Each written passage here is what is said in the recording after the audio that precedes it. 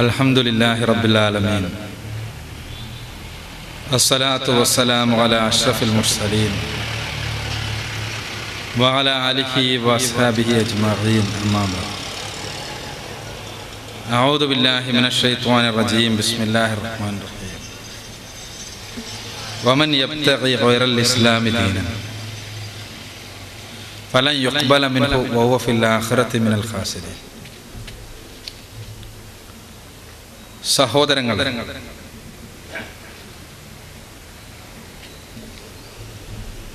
കഴിഞ്ഞ കുറേ മാസങ്ങളായി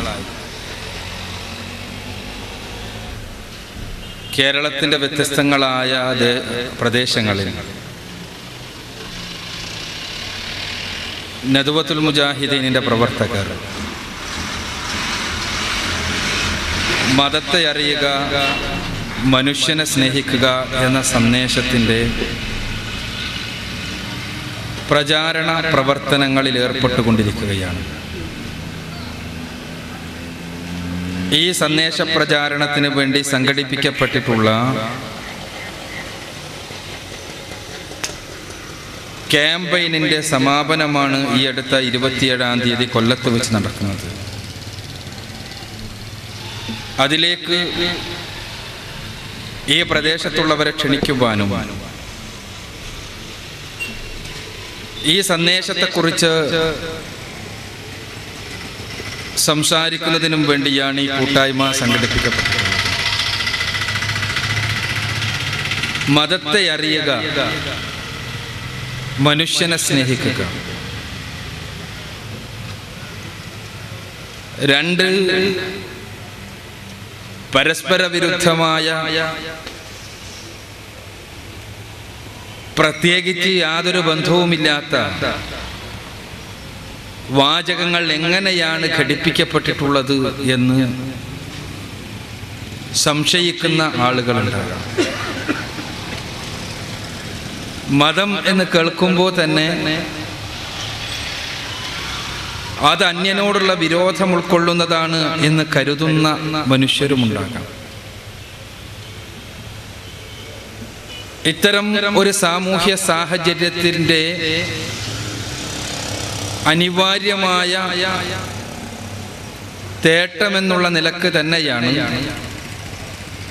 ഇത്തരമൊരു മുദ്രാവാക്യം, ഇത്തരമൊരു പ്രമേയം പൊതുസമൂഹത്തിൽ ചർച്ചയ്ക്ക് വേണ്ടി വെച്ചിട്ടുള്ളത്. നമുക്കറിയാം, എൻ്റെ സംസാരം കേൾക്കുന്ന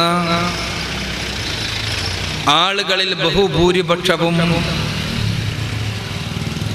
ഏതെങ്കിലും ഒരു മതത്തിൻ്റെ തലക്കെട്ടിന് കീഴിൽ ജീവിക്കുന്ന ആളുകൾ, ഏതെങ്കിലും ഒരു മതവിശ്വാസിയാണ്, മത സമൂഹവുമായി ബന്ധപ്പെട്ടയാളാണ്, മതസ്ഥാപനങ്ങളിൽ ഉള്ളവരാണ്. എന്നാൽ നമ്മൾ ആത്മാർത്ഥമായി ചോദിക്കണം നമ്മോട് തന്നെ, ഞാൻ ഹിന്ദുവാണ്, ഞാൻ ക്രിസ്ത്യാനിയാണ്, ഞാൻ മുസ്ലിമാണ്,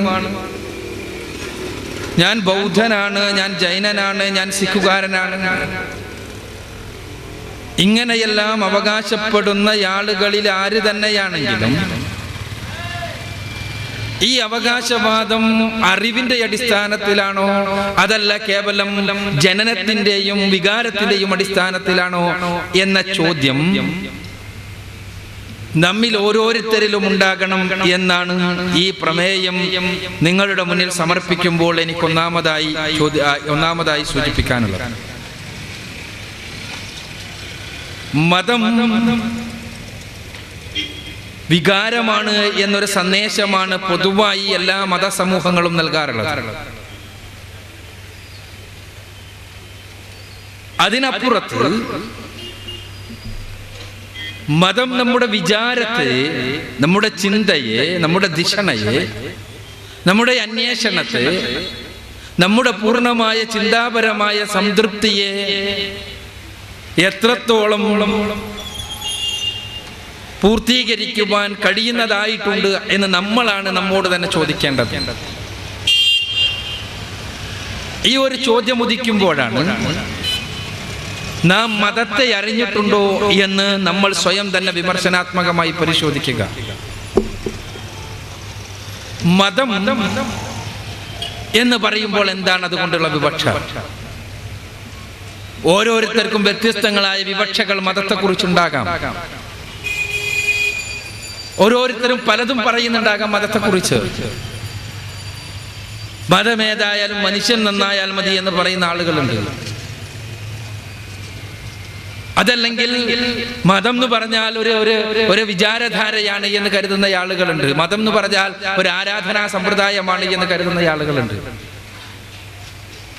വ്യത്യസ്ത മതങ്ങൾ എന്ന് പറഞ്ഞാൽ ഒരേ ലക്ഷ്യത്തിലേക്കുള്ള ഒരുപാട് പാതകളാണ് എന്ന് പ്രഭാഷണം നടത്തുന്ന, കരുതുന്ന, മനസ്സിലാക്കുന്ന ആളുകളുണ്ട്. ഇങ്ങനെ മതം എന്നുള്ള പദം പോലും വ്യത്യസ്തങ്ങളായ വീക്ഷണങ്ങളെ പ്രതിനിധീകരിക്കുകയാണ് ഓരോ വ്യക്തിക്കനുസരിച്ച്. വിശുദ്ധ ഖുർആൻ പറയുന്നത് മതം എന്നാൽ ഇസ്ലാമാകുന്നു എന്നാണ്. ഖുർആനിലെ 3-ാമത്തെ അധ്യായം സൂറത്ത് ആൽ ഇമ്രാനിലെ 19-ാമത്തെ വചനം ആരംഭിക്കുന്നത് ഇന്നദ്ദീന ഇൻദല്ലാഹിൽ ഇസ്ലാം എന്ന് പറഞ്ഞുകൊണ്ടാണ്. തീർച്ചയായും സൃഷ്ടികർത്താവിന്റെ അടുക്കൽ മതം എന്നാൽ ഇസ്ലാമാകും. അപ്പോൾ തന്നെ നമുക്ക് നമ്മുടെ മനസ്സുകൾക്കകത്ത് നാം ഒരു കൂട്ടി വെച്ചിട്ടുള്ള മതസങ്കല്പങ്ങളുമായി വിശുദ്ധ ഖുർആനിലെ ഈ വചനത്തെ പരിശോധനാ വിധേയമാക്കുമ്പോൾ തന്നെ എൻ്റെ ശ്രോതാക്കൾക്ക് ഖുർആൻ ഒരു മതസങ്കുചിതത്വത്തിന്റെ, മതവർഗീയതയുടെ, മതവിഭാഗീയതയുടെ പക്ഷത്ത് നിൽക്കുന്നു എന്ന് തോന്നാം. പക്ഷേ ഖുർആൻ മതവിഭാഗീയതക്ക് പൂർണ്ണമായും എതിരാണ്. ഖുർആൻ സൃഷ്ടാവായ തമ്പുരാനിൽ നിന്നുള്ള മതം, അല്ലെങ്കിൽ സൃഷ്ടാവായ തമ്പുരാന്റെ അടുക്കൽ മതം എന്നാൽ ഇസ്ലാമാകുന്നു എന്ന് പറയുമ്പോൾ ഇസ്ലാം എന്ത് എന്ന ചോദ്യത്തിന് ഖുർആൻ തന്നെ ഉത്തരം നൽകുന്നുണ്ട്. ഖുർആനിലെ 3-ാമത്തെ അധ്യായത്തിൽ തന്നെയുള്ള 83-ാമത്തെ വചനത്തിലൂടെ ഖുർആൻ ചോദിക്കുന്നു മനുഷ്യരോട്, അഫഗൈറ ദീനില്ലാഹി യബ്ഊന വലഹു അസ്ലമു മൻ ഫിസ് സമാവാതി വൽ അർദ് തൗഅം വകർഹം വഇലൈഹി യുർജഊൻ. ഖുർആനിന്റെ ചോദ്യമാണ്. അവർ ദൈവിക മതമല്ലാത്ത മറ്റു വല്ലതിനെയുമാണോ ആഗ്രഹിക്കുന്നത്? എന്നാൽ അവരറിയുക, ആകാശഭൂമികളിലുള്ള വസ്തുക്കളെല്ലാം തന്നെ മുസ്ലിങ്ങളായിരിക്കും. അവർ സോമനസാലയോ അല്ലെങ്കിൽ നിർബന്ധിതമായിട്ടോ. ഖുർആനിന്റെ ഭാഷയിൽ ആകാശഭൂമികളിലുള്ള സകല പ്രതിഭാസങ്ങളുടെയും മതമാണ് ഇസ്ലാം. അപ്പോൾ നമ്മൾ വീണ്ടും ചോദിക്കേണ്ടി വരുന്നു, എന്താണ് ഇസ്ലാം എന്ന്? ഇസ്ലാം എന്ന പദം നമ്മൾ പലപ്പോഴും പറയാറുള്ളത് ഹിന്ദുവിന് ഹിന്ദു മതവും, ക്രിസ്ത്യാനിക്ക് ക്രിസ്തു മതവും, മുസ്ലിമിന് ഇസ്ലാം മതവും എന്നെല്ലാമാണ്. ആ പരാമർശങ്ങളിൽ സാമൂഹ്യമായ യാഥാർത്ഥ്യങ്ങളുടെ ചുവയുണ്ട് താനും. എന്നാൽ നിങ്ങൾ ആലോചിച്ച് നോക്കുക, നമ്മൾ പരിചയപ്പെട്ടിട്ടുള്ള മതസങ്കല്പങ്ങളെ മുഴുവനും എടുത്ത് പരിശോധിച്ചാൽ അവയുടെ പേരുകൾ തന്നെ അവയെക്കുറിച്ചുള്ള ചില ഐഡന്റിറ്റികൾ, ചില വസ്തുതകൾ നമുക്ക് വ്യക്തമാക്കി തരുന്നുണ്ട്. ഉദാഹരണത്തിന് ക്രിസ്തു മതം കൃത്യമാണ്. ക്രിസ്തു എന്ന വ്യക്തിയിൽ കേന്ദ്രീകരിക്കപ്പെട്ടതാണ് ക്രിസ്തു മതം. ക്രിസ്തുവിനെ രക്ഷകനായി അംഗീകരിക്കുന്ന, ക്രിസ്തുവിനെ ദൈവമായി കരുതുന്ന, ക്രിസ്തുവിനെ ഏക ദൈവ സങ്കല്പത്തിലെ ഒരാളത്വമായി കരുതുന്ന ആശയമാണ് ക്രിസ്തു മതം. ക്രിസ്തു എന്ന ചരിത്ര പുരുഷൻ ഇല്ലെങ്കിൽ ക്രിസ്തു മതം ഇല്ല എന്ന് സാരം.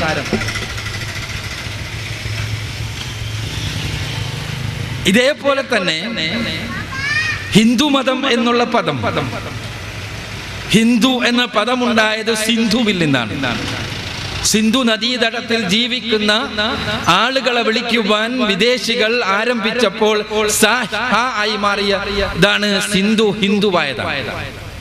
അങ്ങനെ ഹിന്ദുക്കളുടെ മതം, ഭാരതീയരുടെ മതം എന്നുള്ള അർത്ഥത്തിലാണ് ഹിന്ദു മതം എന്നുള്ള പദപ്രയോഗം ആദ്യമായി പരാമർശ വിധേയമായത് എന്ന് ശ്രീ വിവേകാനന്ദൻ തന്റെ കംപ്ലീറ്റ് വർക്ക്സ് ഓഫ് വിവേകാനന്ദയിൽ സൂചിപ്പിക്കുന്നുണ്ട്. അപ്പോൾ ഭാരതമില്ലെങ്കിൽ, ഒരു പ്രദേശമില്ലെങ്കിൽ, ആ പ്രദേശവുമായി ബന്ധപ്പെട്ടുകൊണ്ടാണ് ഹിന്ദുമതം എന്നുള്ള പദപ്രയോഗം തന്നെ നിലനിൽക്കുന്നത്. അതേപോലെ തന്നെ നമുക്ക് കാണാൻ കഴിയുന്ന മറ്റൊരു മത സങ്കല്പമാണ് ജൂതമതം, യഹൂദമതം. യഹൂദ ഒരു ഇസ്രായേലിലെ ഒരു തറവാടിന്റെ പേരാണ്. ആ തറവാട്, ആ ഗോത്രം ഇല്ലെങ്കിൽ യഹൂദമതമില്ല എന്ന് സാരം. ചുരുക്കത്തിൽ ഒരാദർശം വളർന്നു വികസിച്ച പ്രദേശത്തെയോ ആ ആദർശത്തിന്റെ വക്താക്കൾ ആരാധിക്കുന്ന പുരുഷനെയോ അതല്ലെങ്കിൽ അത് നിലനിന്ന ഗോത്രത്തെയോ എല്ലാം സൂചിപ്പിക്കുന്നവയാണ് മതദർശനങ്ങളുടെ പേരുകളെല്ലാം തന്നെ. ഇസ്ലാം എന്ന പദം ഈ രൂപത്തിലുള്ള യാതൊരു സവിശേഷതകളും ഉൾക്കൊള്ളാത്ത ഒരു പദമാകുന്നു. ഇസ്ലാം എന്ന പദത്തിന് തന്നെ അർത്ഥം സമർപ്പണം എന്നാണ്, സമാധാനം എന്നാണ്.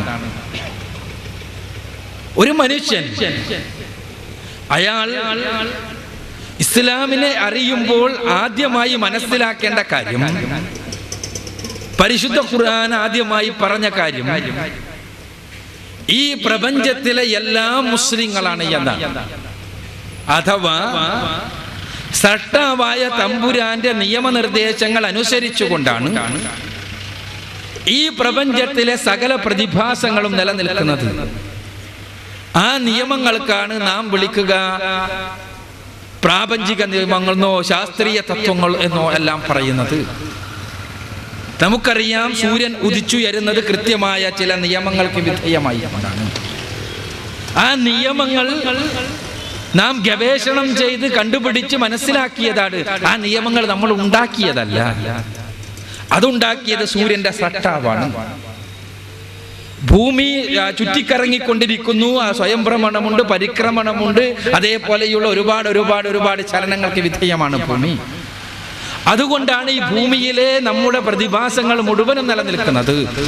സൂര്യോദയവും സൂര്യാസ്തമയവും ആ കാലാവസ്ഥകളുടെ മാറ്റങ്ങളും ജീവൻ എന്നുള്ള സവിശേഷ പ്രതിഭാസത്തിന്റെ നിലനിൽപ്പുമെല്ലാം ഭൂമിയുടെ ഈ ചലനങ്ങളുമായി ബന്ധപ്പെട്ടുകൊണ്ട് നിലനിൽക്കുന്നവയാണ്. അപ്പോൾ ഭൂമി അതിന് കൃത്യമായി നിശ്ചയിക്കപ്പെട്ട നിയമങ്ങൾ അനുസരിച്ചുകൊണ്ടാണ് മുന്നോട്ട് പോകുന്നത്. ഇങ്ങനെയാണ് പ്രപഞ്ചത്തിലെ സകല പ്രതിഭാസങ്ങളും. അതുകൊണ്ട് തന്നെ സൂര്യൻ അതിൻ്റെ ഒരിക്കലും സട്ടാവായ തമ്പുരാന്റെ നിയമങ്ങളിൽ നിന്ന് തെന്നി മാറുന്നില്ല എന്നതുകൊണ്ട് സൂര്യൻ മുസ്ലിമാണ്. ചന്ദ്രൻ സട്ടാവായ തമ്പുരാന്റെ നിയമങ്ങൾക്ക് വിധേയമായി കൊണ്ടാണ് പൂർണ്ണമായി മുന്നോട്ട് പോകുന്നത് എന്നതുകൊണ്ട് ചന്ദ്രൻ മുസ്ലിമാണ്. സസ്യലതാദികളും ജന്തുജീവജാലങ്ങളും സമുദ്രവും കാറ്റും എന്ന് വേണ്ട ഈ പ്രപഞ്ചത്തിലെ സകല പ്രതിഭാസങ്ങളും മുസ്ലിങ്ങളാണ്. അതേപോലെ തന്നെ മനുഷ്യ ശരീരത്തിലെ വ്യത്യസ്തങ്ങളായ വ്യവസ്ഥകളും മുസ്ലിങ്ങൾ തന്നെ. ഹൃദയം മിടിച്ചുകൊണ്ടിരിക്കുന്നത് സർവേശ്വരനായ തമ്പുരാന്റെ നിയമങ്ങൾക്ക് വിധേയമായി കൊണ്ടാണ്. ഒരു ഭൗതികവാദിയുടെ, ദൈവനിഷേധിയുടെ ഹൃദയം പോലും മുസ്ലിമാണ്. അയാൾ ദൈവത്തെ നിഷേധിക്കുന്നുണ്ടാകാം, പക്ഷെ അയാളുടെ ഹൃദയം അയാളുടെ നിഷേധത്തിനനുസരിച്ചല്ല, മറിച്ച് സൃഷ്ടാവായ തമ്പുരാൻ കൃത്യമായി കണക്കാക്കിയ നിയമങ്ങൾക്ക് വിധേയമായി കൊണ്ടാണ് മുന്നോട്ട് പോകുന്നത്. ഒരു ബഹുദൈവാരാധകന്റെ മസ്തിഷ്കം മുസ്ലിമാണ്. മസ്തിഷ്കം സ്പന്ദിച്ചു കൊണ്ടിരിക്കുന്നത് സർവേശ്വരനായ തമ്പുരാന്റെ നിയമം അനുസരിച്ചുകൊണ്ടാണ്. അയാൾ ആരാധിക്കുന്ന ആരുടെയെങ്കിലും നിയമങ്ങൾക്ക് വിധേയമായി കൊണ്ടല്ല. അപ്പോൾ ഈ പ്രപഞ്ചത്തിലെ സകലതും മുസ്ലിങ്ങളാണ് എന്ന് ഖുർആൻ പറയുന്നു. പ്രപഞ്ചത്തിന്റെ മതമാണ് ഇസ്ലാം. ആ ഇസ്ലാം അതാണ് സർവേശ്വരനായ തമ്പുരാൻ മനുഷ്യർക്ക് വേണ്ടിയും നൽകിയിട്ടുള്ള മതം എന്ന് ഖുർആൻ പറയുന്നു. അപ്പോൾ എന്താണ് ഇസ്ലാം? മനുഷ്യൻ സ്വാതന്ത്ര്യം നൽകപ്പെട്ട ജീവിയാണ്. അവന് നന്മയും തിന്മയും തിരഞ്ഞെടുക്കാൻ കഴിയും. അവന് നന്മ തിരഞ്ഞെടുത്തുകൊണ്ട് ഉന്നതനാകാനും തിന്മ തിരഞ്ഞെടുത്തുകൊണ്ട് അധമനാകാനും സാധിക്കുന്ന ഒരേ ഒരു ജീവി മനുഷ്യനാണ്. ഈ പ്രപഞ്ചത്തിൽ, ഈ ഭൂമിയിൽ, ഈ പ്രകൃതിയിൽ കൈകടത്തലുകൾ നടത്തി ഭൂമിയെ തന്നെ നശിപ്പിക്കുവാൻ കഴിയുന്നവൻ മനുഷ്യൻ. അതേപോലെ തന്നെ ഈ ഭൂമിയെ പുഷ്കലമാക്കുവാനും സുന്ദരമാക്കുവാനും സാധിക്കുന്നവനും മനുഷ്യൻ. നമുക്കറിയാലോ, ഈ ഭൂമിയിൽ എത്രയെത്ര ജീവജാലങ്ങളാണുള്ളത്, ദശലക്ഷക്കണക്കിന്. പക്ഷെ അവയൊന്നും നാഗരികതകൾ സൃഷ്ടിച്ചിട്ടില്ല.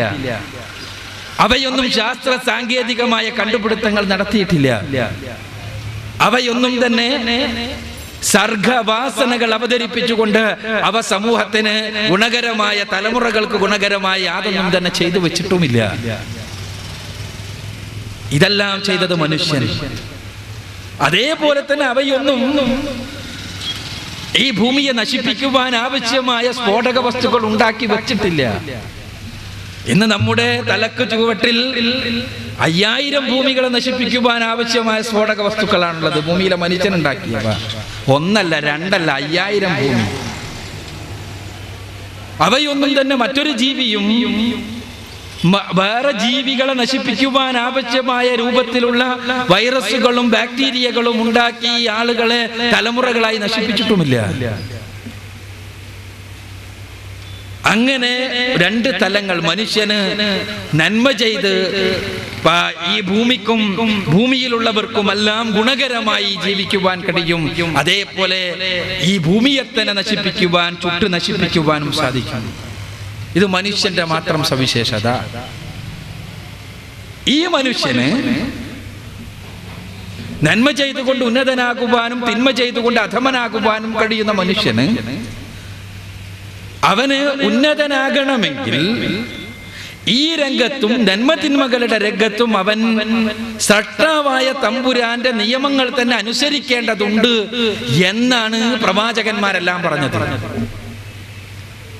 പ്രവാചകന്മാരെന്ന് പറയുമ്പോൾ അവരെ ദേശവൽക്കരിക്കുകയും പ്രദേശവൽക്കരിക്കുകയും എല്ലാം ചെയ്യുന്ന ആളുകളുണ്ട്. അതിനനുസരിച്ച് സങ്കുചിതത്വങ്ങൾ നമ്മൾ ഉണ്ടാക്കുകയും ചെയ്യുന്നു. 2 ദിവസങ്ങൾക്ക് മുൻപ് ഒരു ദാർശനിക സമ്മേളനത്തിൽ പങ്കെടുത്തപ്പോൾ അവിടെ പങ്കെടുത്ത ആളുകൾ മുഴുവനും പറഞ്ഞത് ലോകത്തിന് ധർമ്മം പഠിപ്പിച്ചത് ആകെ ഭാരതത്തിൽ നിന്നാണ് എന്നാണ്. സനാതന ധർമ്മത്തിന്റെ കേന്ദ്രം ഭാരതമാണ് എന്നാണ്. ഇതൊരു വീക്ഷണമാണ്.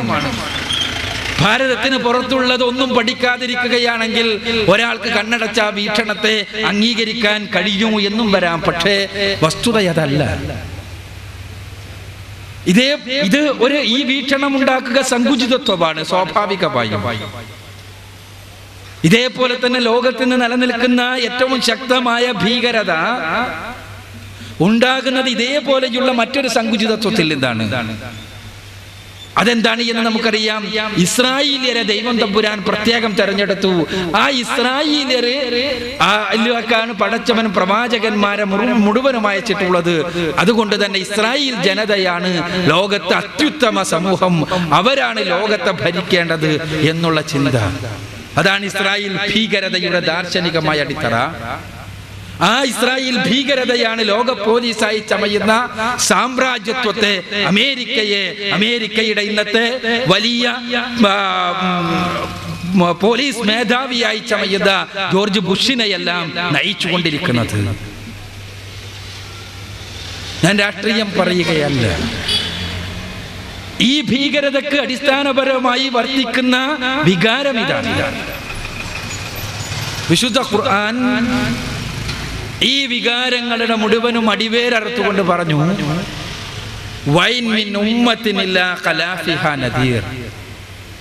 ഒരൊറ്റ സമുദായവും കഴിഞ്ഞു പോയിട്ടില്ല ഒരു പ്രവാചകന്റെ, ഒരു ദൈവദൂതന്റെ, ഒരു മുന്നറിയിപ്പുകാരന്റെ നിയോഗം ഉണ്ടായിട്ടല്ലാതെ. ദൈവദൂതന്മാർ എല്ലാ സമൂഹങ്ങളിലേക്കും വന്നു എന്ന് പറഞ്ഞാൽ പിന്നെ അതിന്റെ പേരിൽ അഹങ്കരിക്കുവാനും അധമത്വം ആരോപിക്കുവാനും എങ്ങനെയാണ് സാധിക്കുക? എല്ലായിടത്തേക്കും എവിടെയൊക്കെ മനുഷ്യരുണ്ടായിട്ടുണ്ടോ അവിടേക്ക് മുഴുവനും ദൈവദൂതന്മാരുടെ നിയോഗമുണ്ടായി എന്നാണ് ഖുർആൻ പഠിപ്പിക്കുക.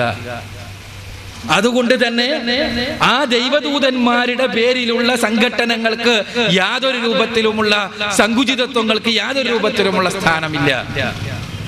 അതുകൊണ്ട് തന്നെ പരിശുദ്ധ ഖുർആൻ ഒരാൾ മുസ്ലിമാണ് എന്ന് പറയുന്നതിന് മുമ്പ് പറയണമെന്ന് പഠിപ്പിച്ച ഒരു കാര്യമുണ്ട്. ഖുൽ ആമന്നാ ബില്ലാഹി വമാ ഉൻസില അലൈനാ വമാ ഉൻസില അലാ ഇബ്രാഹീമ വഇസ്മാഈല വഇസ്ഹാഖ വയാഖൂബ വൽ അസ്ബാതി വമാ ഊതിയ മൂസാ വഈസാ വന്നബിയ്യൂന മിൻ റബ്ബിഹിം ലാ നുഫദ്ദിഖു ബൈന അഹദിൻ മിൻഹും വനഹ്നു ലഹു മുസ്ലിമൂൻ. ഖുർആൻ പറയാണ്, നിങ്ങൾ പറയണം, ഞങ്ങൾ സർവേശ്വരനായ തമ്പുരാനിൽ വിശ്വസിച്ചിരിക്കുന്നു, അല്ലാഹുവിൽ വിശ്വസിച്ചിരിക്കുന്നു, അവൻ ഞങ്ങൾക്ക് അവതരിപ്പിച്ച് തന്നിട്ടുള്ള വിശുദ്ധ ഖുർആനിൽ ഞങ്ങൾ വിശ്വസിച്ചിരിക്കുന്നു. ഒപ്പം തന്നെ മുൻപുള്ള പ്രവാചകന്മാർക്ക് അബ്രഹാമിന്, ഇസ്ഹാക്കിന്, ഇസ്മയേലിന്, യാക്കോബിന്, യാക്കോബിന്റെ സന്തതികൾക്ക്, മോശയ്ക്ക്, യേശുവിന് എന്നുവേണ്ട ലോകത്തിന്റെ വ്യത്യസ്തങ്ങളായ ഭാഗങ്ങളിലേക്ക് നിയോഗിക്കപ്പെട്ട മുഴുവൻ പ്രവാചകന്മാർക്കും അവതരിപ്പിച്ചു കൊടുത്തിട്ടുള്ള ആശയങ്ങളിൽ, ആദർശങ്ങളിൽ ഞങ്ങൾ വിശ്വസിച്ചിരിക്കുന്നു. എന്തുകൊണ്ടെന്നാൽ അവർ തമ്മിൽ യാതൊരു വ്യത്യാസങ്ങളും വൈജാത്യങ്ങളും ഞങ്ങൾ കൽപ്പിക്കുന്നില്ല. എന്തുകൊണ്ടെന്നാൽ അവർ മുഴുവനും പഠിപ്പിച്ച ആശയത്തെ ശിരസാവഹിച്ചിട്ടുള്ള മുസ്ലിങ്ങളാണ് ഞങ്ങൾ. വനഹ്നു ലഹു മുസ്ലിമൂൻ. പിന്നെ എങ്ങനെയാണ് ഞങ്ങൾക്ക് ഒരു കൂട്ടരെ നിഷേധിക്കാനും മറ്റൊരു കൂട്ടരെ സ്വീകരിക്കാനും കഴിയുക? ഖുർആൻ പറയാൻ കൽപ്പിക്കുകയാണ്. ഞാൻ പറഞ്ഞു വരുന്നത്, പ്രവാചകന്മാർ മുഴുവനും പഠിപ്പിച്ച ആശയം, ഈ സട്ടാവായ തമ്പുരാന് നിങ്ങളുടെ ജീവിതത്തെ സമർപ്പിക്കുക എന്ന ആശയമാണ്. ഈ ആശയം ഏതെങ്കിലും ഒരു പ്രത്യേക വ്യക്തിയുടെ മാത്രം ആശയമല്ല. പലപ്പോഴും ഇസ്ലാം എന്ന് പറഞ്ഞാൽ മുഹമ്മദീയ മതം എന്ന് കരുതുന്ന ആളുകളുണ്ട്, അതിനെ എഴുതി വെച്ച ആളുകളുമുണ്ട്. അത്തരം ഒരു പദപ്രയോഗം നിങ്ങൾക്ക് ഇസ്ലാമിന്റെ ഒരു പ്രമാണങ്ങളിലും കാണാൻ സാധ്യമല്ല. മുഹമ്മദ് റസൂലുള്ളാഹി സ്വല്ലല്ലാഹു അലൈഹി വസല്ലമ ഇസ്ലാമിന്റെ അന്തിമ പ്രവാചകനാണ്. മുൻപ് കടന്നു വന്ന പ്രവാചകന്മാരുടെ സന്ദേശങ്ങളുടെ പൂർത്തീകരണത്തിന് വേണ്ടി കടന്നു വന്ന പ്രവാചകൻ. ആ അന്തിമ പ്രവാചകൻ പഠിപ്പിച്ചത് പ്രവാചകന്മാർ മുഴുവനും പഠിപ്പിച്ച അതേ പാത, അതേ ആദർശം. അവർ പഠിപ്പിച്ച ആദർശങ്ങളെ പൂർത്തീകരിക്കുവാനും അവർ തങ്ങളുടെ സമൂഹങ്ങൾക്ക് മുന്നിൽ സമർപ്പിച്ച സിദ്ധാന്തങ്ങളെ മനുഷ്യ സമൂഹത്തിന് അവസാനം വരെയുള്ള മനുഷ്യ സമൂഹത്തിൽ സമർപ്പിക്കുവാനും വേണ്ടിയാണ് അന്തിമ പ്രവാചകൻ മുഹമ്മദ് മുസ്തഫ സല്ലല്ലാഹു അലൈഹി വസല്ലമ നിയോഗിക്കപ്പെട്ടത്. അപ്പോൾ മുൻപുള്ള എല്ലാ പ്രവാചകന്മാരും പഠിപ്പിച്ചത് ഈ സമർപ്പണം. ഈ സമർപ്പണമാണ് മതം എന്ന് ഖുർആൻ പറയുമ്പോൾ അതാണ് അർത്ഥമാക്കുന്നത്. സമർപ്പണം നിങ്ങൾ പരിശോധിച്ചു നോക്കുക. വേദഗ്രന്ഥങ്ങൾ എന്ന പേരിൽ നമ്മുടെ മുന്നിൽ പ്രത്യക്ഷപ്പെടുന്ന ഗ്രന്ഥങ്ങൾ നമുക്കറിയാം. ഭാരതത്തെ സംബന്ധിച്ചിടത്തോളം വേദസാഹിത്യങ്ങളുടെ ഒരു വലിയ കൂമ്പാരം തന്നെ ഭാരതത്തിന്റെ പൈതൃകത്തിന് അവകാശപ്പെടുവാൻ വേണ്ടിയുണ്ട്. ആ വേദസാഹിത്യങ്ങൾ എടുത്ത് പരിശോധിക്കുക. നാം 4 വേദസംഹിതകളുണ്ട്. ഋഗ്വേദം, സാമവേദം, യജുർവേദം, അഥർവവേദം. 108 ഉപനിഷത്തുക്കളുണ്ട്, 18 ബ്രാഹ്മണങ്ങളുണ്ട്, പിന്നെ ആരണ്യകങ്ങളുണ്ട്, അതേപോലെ തന്നെ വേദാംഗങ്ങളുണ്ട്, പിന്നെ 18 പുരാണങ്ങളുണ്ട്, ധർമ്മശാസ്ത്ര ഗ്രന്ഥങ്ങളുണ്ട്, ഇതിഹാസങ്ങളുണ്ട്. ആ ഇതിഹാസങ്ങളിൽ ഒന്നായ മഹാഭാരതത്തിന്റെ ഭാഗമായി പ്രത്യക്ഷപ്പെടുന്ന ഭഗവത്ഗീതയുണ്ട്. ഇങ്ങനെ എത്രയെത്ര ഗ്രന്ഥങ്ങൾ. അവയിലെല്ലാം ഒരുപാട് മഹാന്മാരായ മനുഷ്യരെ, ഒരു മഹാന്മാരായ വ്യക്തികളെ നമുക്ക് പരിചയപ്പെടാൻ കഴിയുന്നുണ്ട്. ഈ ഗ്രന്ഥങ്ങളുടെ ഏറ്റവും വലിയ മൂലമായി അറിയപ്പെടുന്ന ഗ്രന്ഥങ്ങളാണ് ചതുർവേദ സംഹിതകൾ. ഋഗ്വേദം മുതൽ അഥർവവേദം വരെയുള്ള 4 വേദസംഹിതകൾ. ആ വേദസംഹിതകളിൽ ഒരുപാട് ഋഷിമാരുടെ നാമം നമ്മൾ വായിക്കുന്നുണ്ട്. ഒരുപാട് മഹാപുരുഷന്മാരുടെ, ഒരുപാട് ആചാര്യന്മാരുടെ നാമം. പക്ഷെ ആചാര്യന്മാരാരെങ്കിലും അവരുടെ സ്വന്തം പേരിലോ, അവരുടെ നാട്ടിന്റെ പേരിലോ, അവരുടെ പ്രദേശത്തിന്റെ പേരിലോ, അവരുടെ തറവാടിന്റെ പേരിലോ, അവരുടെ ഗോത്രത്തിന്റെ പേരിലോ എല്ലാം ഏതെങ്കിലും മതം സ്ഥാപിച്ചുകൊണ്ട് ആളുകൾക്ക് നൽകിയിട്ടുണ്ടോ എന്ന ചോദ്യത്തിന് 4 വേദസംഹിതകൾക്കും നൽകുവാനുള്ള ഉത്തരം ഇല്ല എന്നാണ്. എന്നാൽ അവരെല്ലാം പറഞ്ഞൊരാശയമുണ്ട്. ആ ആശയം നമുക്ക് വളരെ സുന്ദരമായി ഉപനിഷത്തുകളിലൂടെ കാണാൻ കഴിയും. മുണ്ടകോപനിഷത്തിലെ 2-ാം മുണ്ടകത്തിന്റെ 2-ാം അധ്യായത്തിലെ 12-ാമത്തെ വചനം. ഇതേ വചനം തന്നെ കഠോപനിഷത്തിലെ പ്രഥമവല്ലിയിലെ പ്രഥമാധ്യായത്തിലെ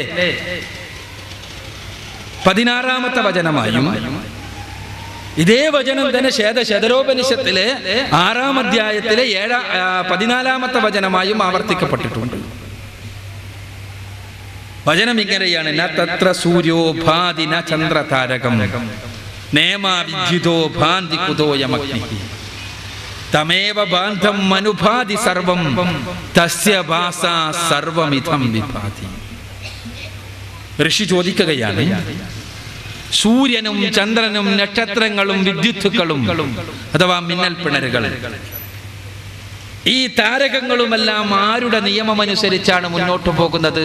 മനുഷ്യ, നീ അവന്റെ നിയമങ്ങൾക്ക് വിധേയനാവുക.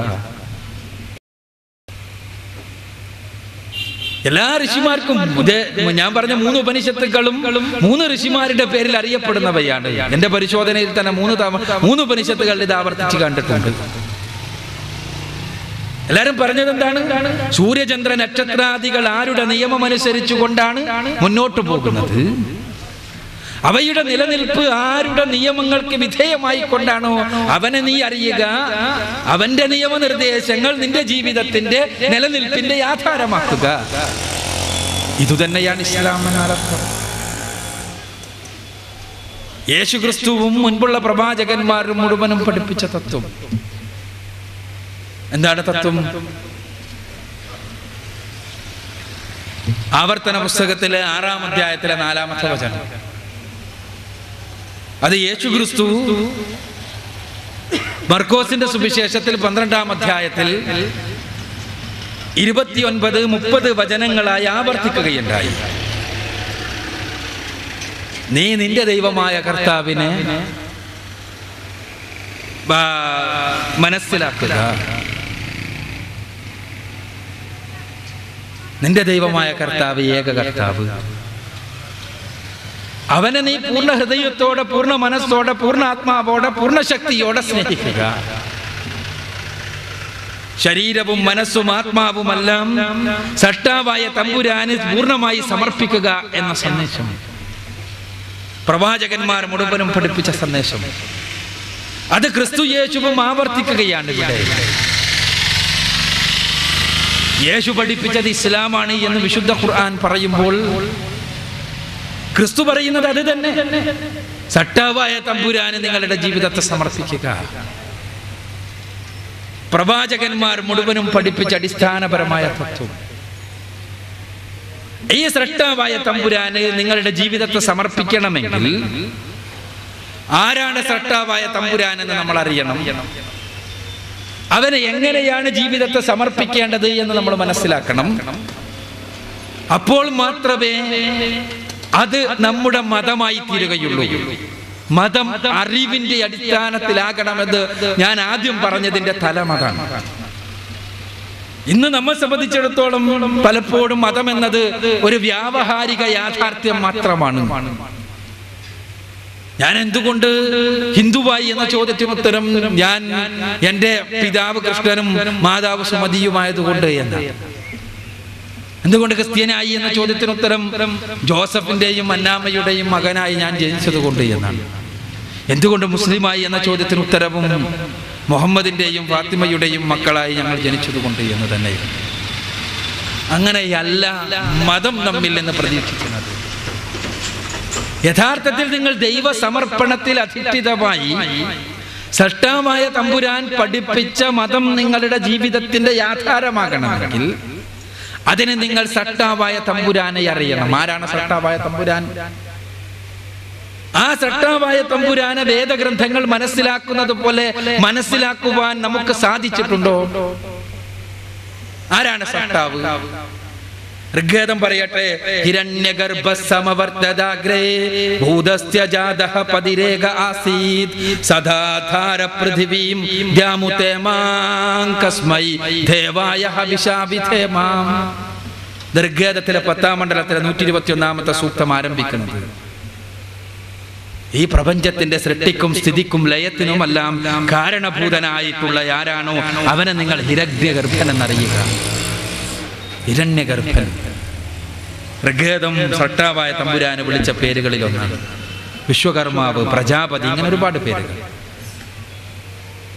ആ ഹിരണ്യഗർഭൻ സൃഷ്ടാവാണ്, ഈ പ്രപഞ്ചത്തിന്റെ സൃഷ്ടാവ്. ആ സൃഷ്ടാവിനെ നിങ്ങൾക്കറിയാൻ കഴിയണം. ബൈബിളിലെ ഉൽപ്പത്തി പുസ്തകം 1-ാമത്തെ പുസ്തകം ആരംഭിക്കുന്നത് തന്നെ സൃഷ്ടാവിനെ കുറിച്ച് പറഞ്ഞുകൊണ്ട്. ആദിയിൽ ദൈവം ആകാശവും ഭൂമിയും സൃഷ്ടിച്ചു. സൃഷ്ടാവായ തമ്പുരാൻ. വിശുദ്ധ ഖുർആൻ കുറച്ചുകൂടി കടന്നുപോയി സൃഷ്ടാവായ തമ്പുരാനെ അറിയാൻ നിങ്ങൾ ഈ പ്രാപഞ്ചിക പ്രതിഭാസങ്ങളിലൂടെ ഒന്ന് കണ്ണോടിച്ചു നോക്കൂ എന്ന് മനുഷ്യരോട് ആഹ്വാനം ചെയ്യുകയാണ്. അഫലാ യൻദുറൂന ഇലൽ ഇബ്ലി കൈഫ ഖുലിഖത് വഇല സമാഇ കൈഫ റുഫിഅത് വഇലൽ ജിബാലി കൈഫ നുസിബത് വഇലൽ അർളി കൈഫ സുത്തിഹത്. ഖുർആൻ 58-ാമത്തെ അധ്യായം സൂറത്തുൽ ആശിയയിലെ 17 മുതൽ 20 വരെയുള്ള വചനങ്ങൾ മനുഷ്യരോട് ചോദിക്കുക. ഒട്ടകത്തിലേക്ക് അവർ നോക്കുന്നില്ലേ, അതെങ്ങനെ പടക്കപ്പെട്ടു? ഉപരിലോകത്തേക്ക് അവർ നോക്കുന്നില്ലേ, അതെങ്ങനെയാണ് ഉയർത്തപ്പെട്ടത്? പർവ്വതങ്ങളിലേക്ക് അവർ നോക്കുന്നില്ലേ, അതെങ്ങനെയാണ് നാട്ടി നിർത്തപ്പെട്ടിട്ടുള്ളത്? ഭൂമിയിലേക്ക് അവർ നോക്കുന്നില്ല, അതെങ്ങനെയാണ് വിധാനിക്കപ്പെട്ടിട്ടുള്ളത്? പ്രപഞ്ചത്തിലെ ചെറുതും വലുതുമായ പ്രതിഭാസങ്ങളിലൂടെ മുഴുവനും കണ്ണോടിക്കുന്ന മനുഷ്യർക്ക് സൃഷ്ടാവായ തമ്പുരാന്റെ അസ്തിത്വം നിഷേധിക്കാൻ സാധ്യമല്ല. ഇത് സത്യം. കണ്ണടച്ച് അംഗീകരിക്കാത്ത ആളുകളെ സംബന്ധിച്ചിടത്തോളം എന്തും പറയാം. ഈ പ്രപഞ്ചത്തിന്റെ സൃഷ്ടാവിന്റെ അസ്തിത്വം അംഗീകരിക്കാതിരിക്കാൻ ഇന്ന് ശാസ്ത്രത്തെ ഗൗരവ ബുദ്ധി അനുധാവനം ചെയ്യുന്ന ആർക്കെങ്കിലും കഴിയുമോ എന്നതൊരു വെല്ലുവിളിയായി നിങ്ങളുടെ മുന്നിൽ ഉയർത്തുവാനാണ് ഞാൻ ആഗ്രഹിക്കുന്നത്.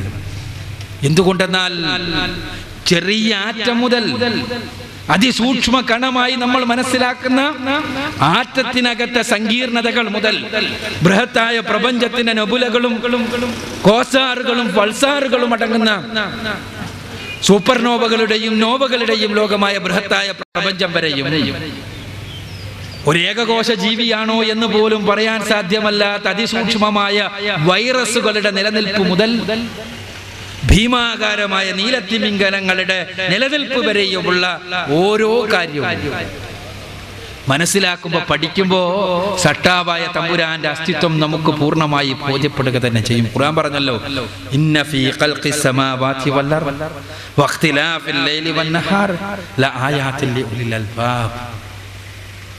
അതെ, അല്ലദീന യദ്കുറൂനല്ലാഹ ഖിയാമൻ വഖുഊദൻ വഅലാ ജുനൂബിഹിം ويتفكرون في خلق السماوات والأرض ربنا ما خلقت هذا باطلا سبحانك فقنا عذاب النار.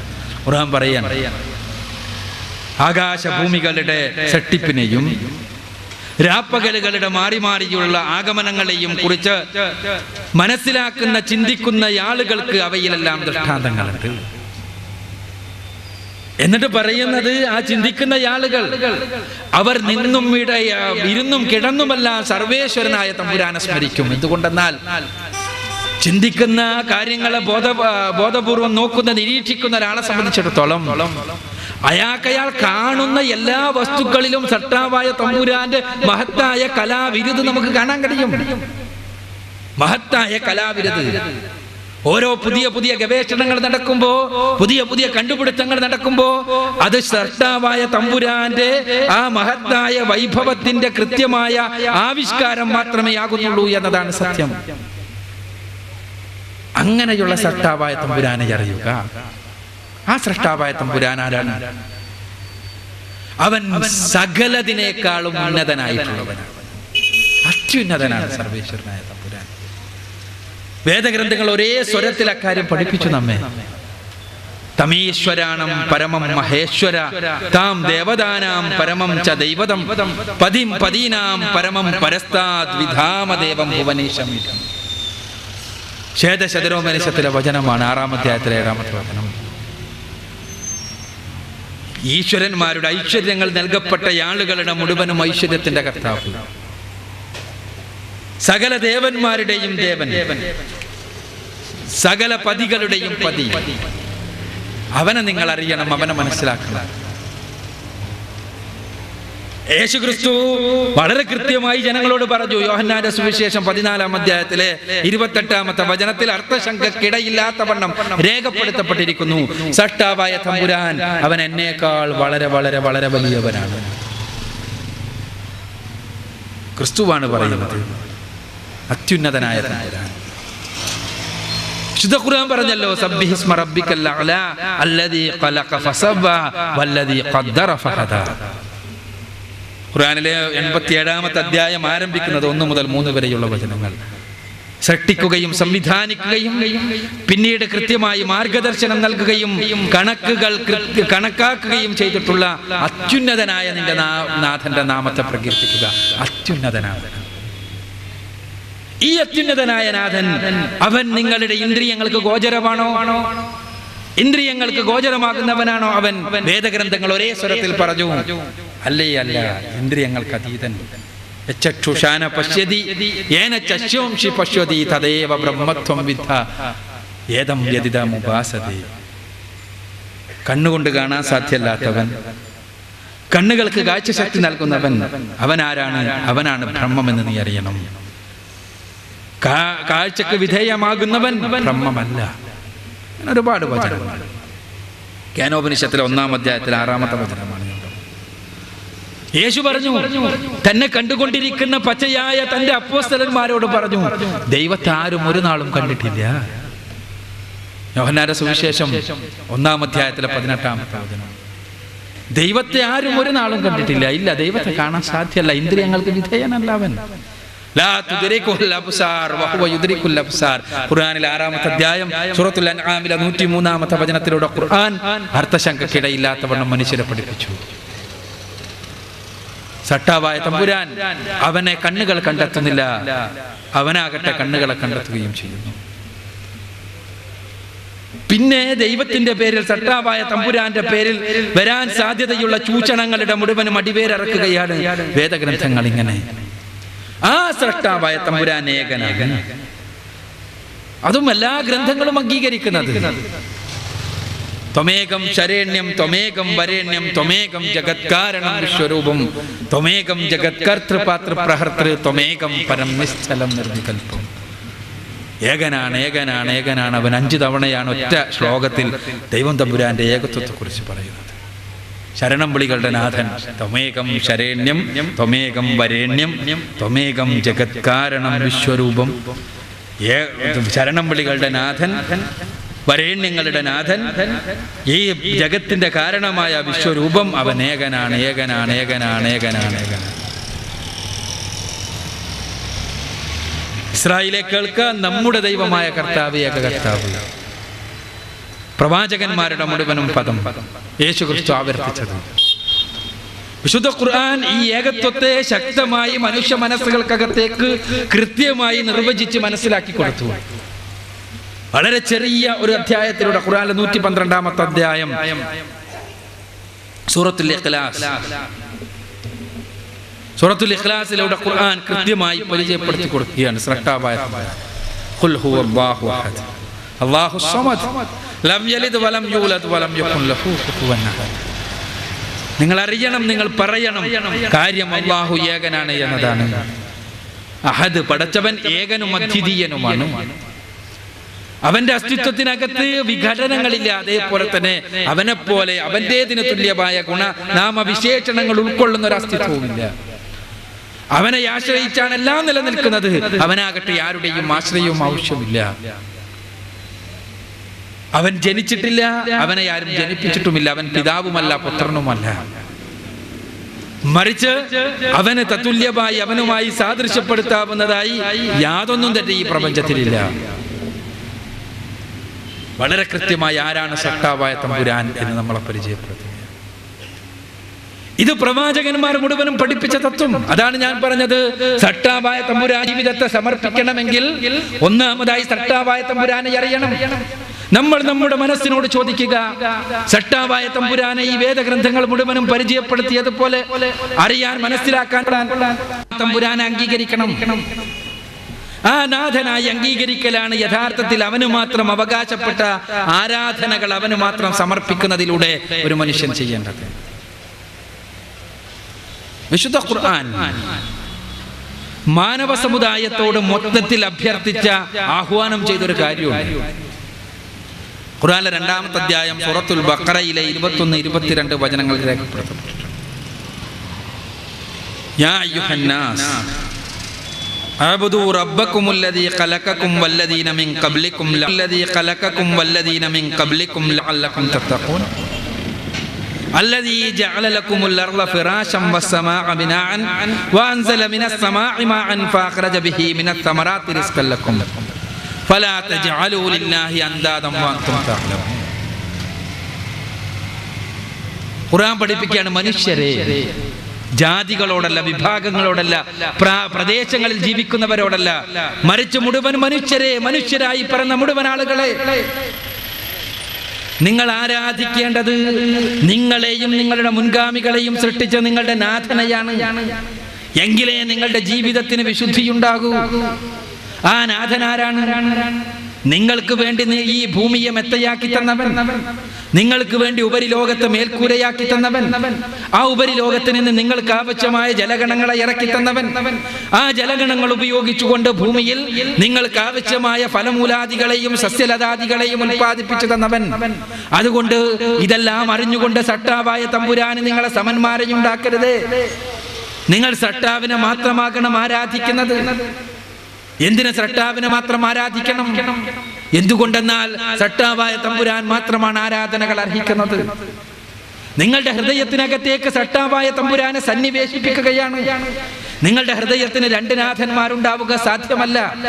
അതുകൊണ്ടാണ് സകല ഹൃദയത്തെ ഭരിച്ചുകൊണ്ടിരിക്കുന്ന സകല നാഥന്മാരെയും, സകല വ്യാജ ദൈവങ്ങളെയും, സകല ആൾ ദൈവങ്ങളെയും, സകല വിഗ്രഹങ്ങളെയും, സകല ശവകുടീരങ്ങളെയും, സകല പുണ്യപുരുഷന്മാരെയും പുറത്തിട്ട് അവിടെ സട്ടാവായ തമ്പുരാനെ പൂർണ്ണമായി പ്രതിഷ്ഠിക്കണം എന്ന് പറയുന്നത് കൊണ്ട് വിവക്ഷിക്കുന്നത് ലാ ഇലാഹ ഇല്ലല്ലാഹ് എന്ന പദം ഇസ്ലാമിലേക്കുള്ള പ്രവേശന കവാടമാകുന്നത് അതുകൊണ്ടാണ്. സട്ടാവും സംരക്ഷകനുമായ തമ്പുരാനൊഴിച്ച് മറ്റൊരു ആരാധ്യനും മറ്റൊരു നാഥനും എന്റെ മനസ്സിന്റെ നാഥനായിട്ടില്ല. ആരാധന എന്ന് പറഞ്ഞാൽ നിങ്ങൾക്കറിയാം, അത് ഹൃദയബന്ധത്തിൽ നിന്ന് ഉയിർക്കൊള്ളുന്ന ഒരു മഹത്തായ തേട്ടമാണ്. എന്റെ മനസ്സിന്റെ നാഥനായി എന്നെ അറിയാവുന്ന, എന്നെ പൂർണ്ണമായി അറിയാവുന്ന സട്ടാവായ തമ്പുരാൻ, എന്റെ ഹൃദയത്തിന്റെ മിടിപ്പുകൾ അറിയാവുന്ന പടച്ചവൻ, എനിക്ക് എന്താണ് ഗുണകരമായി ഭവിക്കുക എന്ന് എന്നെക്കാൾ അറിയുന്ന പടച്ചവൻ, അവന്റെ മുന്നിൽ എന്റെ മനസ്സിന്റെ പ്രയാസങ്ങൾ തുറന്നു വെക്കുക, എന്റെ പ്രതിസന്ധികളും പ്രശ്നങ്ങളും ആ പടച്ച തമ്പുരാന്റെ മുന്നിൽ അവതരിപ്പിക്കുക, എന്റെ പ്രയാസങ്ങളും ഞാൻ അനുഭവിക്കുന്ന പ്രശ്നങ്ങളും അവന്റെ മുന്നിൽ സമർപ്പിക്കുക, അവനോട് എന്റെ പ്രാർത്ഥനകൾ, അവനോട് പ്രാർത്ഥനകൾ, അവനിൽ ഞാൻ കാര്യങ്ങൾ ഫലമേൽപ്പിക്കുക. സട്ടാവായ തമ്പുരാനേക്കാൾ ഫലമേൽപ്പിക്കുവാൻ അർഹനായിട്ടുള്ളവൻ ആരാണുള്ളവൻ? അതിലേക്കാണ് വിശുദ്ധ ഖുർആൻ മാനവ സമൂഹത്തെ ക്ഷണിക്കുന്നത്. നിന്റെ ഹൃദയത്തിന്റെ നാഥനായി സട്ടാവായ തമ്പുരാനെ നീ അംഗീകരിക്കുക. ഖുർആൻ ജാതികളുടെ സന്ദേശങ്ങളിലേക്കല്ല. നിങ്ങൾ ആലോചിച്ച് നോക്കുക, ഖുർആൻ പറഞ്ഞത് എന്താ? യാ അയ്യുഹന്നാസ് അഅ്ബുദൂ റബ്ബക്കുമുല്ലദീ ഖലഖക്കും വല്ലദീന മിൻ ഖബ്ലിക്കും ലഅല്ലക്കും തത്തഖൂൻ. മനുഷ്യരെ, നിങ്ങൾ ആരാധിക്കേണ്ടത് നിങ്ങളെയും നിങ്ങളുടെ മുൻഗാമികളെയും സൃഷ്ടിച്ച നിങ്ങളുടെ നാഥനെ. അവിടെ നിങ്ങൾ ഇതുവരെ ആരാധിച്ചു കൊണ്ടിരുന്ന സകല ഭാരതീയ ദൈവങ്ങളെയും ഒഴിവാക്കി ഒരു അറബ് ദൈവത്തെ നിങ്ങൾ ആരാധിക്കണം എന്നല്ല. നിങ്ങൾ ക്രിസ്തുവിനെ ആരാധിച്ചിരുന്ന ഇതുവരെ അതൊഴിവാക്കി മുഹമ്മദിനെ ആരാധിക്കണമെന്നുമല്ല. നിങ്ങൾ വിഗ്രഹങ്ങളെയായിരുന്നു ആരാധിച്ചിരുന്നത്, അതൊഴിവാക്കി ശവകുടീരങ്ങളെ ആരാധിക്കാൻ ആരംഭിക്കണം എന്നുമല്ല. നിങ്ങൾ ഏതെങ്കിലും നിങ്ങളുടെ ഭാഷകളിലുള്ള പുണ്യപുരുഷന്മാരോടായിരുന്നു പ്രാർത്ഥനകൾ നിങ്ങളുടേത്, അവരുടെ മുന്നിലായിരുന്നു നിങ്ങളുടെ പ്രശ്നങ്ങൾ സമർപ്പിച്ചിരുന്നത്. അത് മാറ്റി അറബി പേരുള്ള പുണ്യപുരുഷന്മാരുടെ മുന്നിലാകണം നിങ്ങളുടെ പ്രശ്നങ്ങളും പ്രാർത്ഥനകളും സമർപ്പിക്കേണ്ടത് എന്നുമല്ല. മറിച്ച് നിങ്ങൾ ആരാധിക്കേണ്ടത് നിങ്ങളെ ആരാണോ പടച്ചത് അവനെ. അവൻ നിങ്ങളുടെ മുൻഗാമികളെയും സൃഷ്ടിച്ചിരിക്കുന്നു. നാം ആരാധിച്ചു കൊണ്ടിരിക്കുന്ന ആരെയും എടുത്തു നോക്കുക. നിങ്ങൾ അവരാരുമല്ല നമ്മെ പടച്ചത് എന്നെല്ലാവരും അംഗീകരിക്കും. ശ്രീരാമചന്ദ്രനാണോ നമ്മളെ പടച്ചത്? ശ്രീകൃഷ്ണനാണോ നമ്മളെ പടച്ചത്? ബുദ്ധനാണോ പടച്ചത്? വർദ്ധമാന മഹാവീരനാണോ പടച്ചത്? ശ്രീ യേശു ക്രിസ്തുവാണോ പടച്ചത്? മുഹമ്മദ് നബി സല്ലല്ലാഹു അലൈഹി വസല്ലമയാണോ പടച്ചത്? അല്ല അല്ല അല്ല അല്ല അല്ല അല്ല എന്ന് തന്നെ എല്ലാവർക്കും ഉത്തരം. എങ്കിൽ ഖുർആൻ പറയുന്നു, ഇവരെയെല്ലാം പടച്ച, ഇവരെയെല്ലാം സൃഷ്ടിച്ച, നമ്മളെ എല്ലാവരെയും സൃഷ്ടിച്ച് പരിപാലിച്ചു കൊണ്ടിരിക്കുന്ന ആ സർവേശ്വരനായ തമ്പുരാന് നിങ്ങളുടെ ജീവിതത്തെ സമർപ്പിക്കുക. അവന് നിങ്ങൾ ആരാധന അർപ്പിക്കുക. അവനോട് നിങ്ങളുടെ പ്രശ്നങ്ങൾ പറയുക. അവന്റെ മുന്നിൽ മാത്രം നിങ്ങളുടെ പ്രയാസങ്ങളും പ്രശ്നങ്ങളും പ്രതിസന്ധികളും നിങ്ങൾ സമർപ്പിക്കുക. നിങ്ങളുടെ പ്രാർത്ഥനകൾ, നിങ്ങളുടെ ആരാധനകൾ അവനോട് മാത്രമാകുക. ഇത് യഥാർത്ഥത്തിൽ ഞാൻ നേരത്തെ പറഞ്ഞതുപോലെ തന്നെ ഇത് മുഹമ്മദ് നബി കൊണ്ടുവന്നൊരു പുതിയ ആശയമൊന്നുമല്ല. പ്രവാചകന്മാർ മുഴുവനും പഠിപ്പിച്ച ആശയം. പക്ഷേ ആ പ്രവാചകന്മാരുടെ സമൂഹങ്ങൾ പിൽക്കാലഘട്ടത്തിൽ ഏതൊരാശയത്തിലേക്കാണോ പ്രവാചകന്മാർ മനുഷ്യ സമൂഹത്തെ ക്ഷണിച്ചത് അതിൻ്റെ എതിരെ പ്രവാചകന്മാരെ തന്നെ ഉപയോഗപ്പെടുത്തി എന്നതാണ് സത്യം. നിങ്ങൾ പരിശോധിച്ചു നോക്കുക, ക്രിസ്തു യേശു എന്ത് പഠിപ്പിച്ചു? ക്രിസ്തു യേശു എന്താ പഠിപ്പിച്ചത്? മത്തായിയുടെ സുവിശേഷം 4-ാം അധ്യായത്തിലെ 10-ാമത്തെ വചനം യേശു പഠിപ്പിച്ചു, നീ നിന്റെ ദൈവമായ കർത്താവിനെ മാത്രം നമസ്കരിച്ച് അവനെ മാത്രം ആരാധിക്കുക. നീ നിന്റെ ദൈവമായ കർത്താവിനെ മാത്രം നമസ്കരിച്ച് അവനെ മാത്രം ആരാധിക്കുക.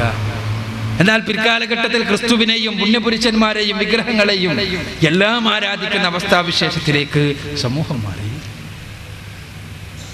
നിങ്ങൾ ഉപനിഷത്തുകൾ പരിശോധിക്കുക. ഈശാവാസ്യ ഉപനിഷത്തിലെ 12-ാമത്തെ ശ്ലോകം, അന്ധം തമഹ പ്രവിശന്തിയേ സംഭൂതി മുബാസതേ തതോ ഭൂയ ഇവതേ തമോയ സംഭൂതിയമൃതഃ. നശ്വരങ്ങളായ നശിക്കുന്ന ദേവന്മാരെയും പിതൃക്കളെയും മാനവന്മാരെയുമെല്ലാം ആരാധിക്കുന്നവർ ഘോരമായ അന്ധകാരത്തിൽ നരകത്തിലാ പതിക്കുക. ആരാധിക്കേണ്ടത് അനശ്വരനായ പരമാത്മാവിനെ മാത്രം. ഇത് പഠിപ്പിച്ച ഋഷിമാർ ഇവിടെ കടന്നുപോയി. പക്ഷേ ആ പറഞ്ഞ ആളുകളെ തന്നെ ആരാധിക്കുന്ന അവസ്ഥാവിശേഷം പിന്നീടും.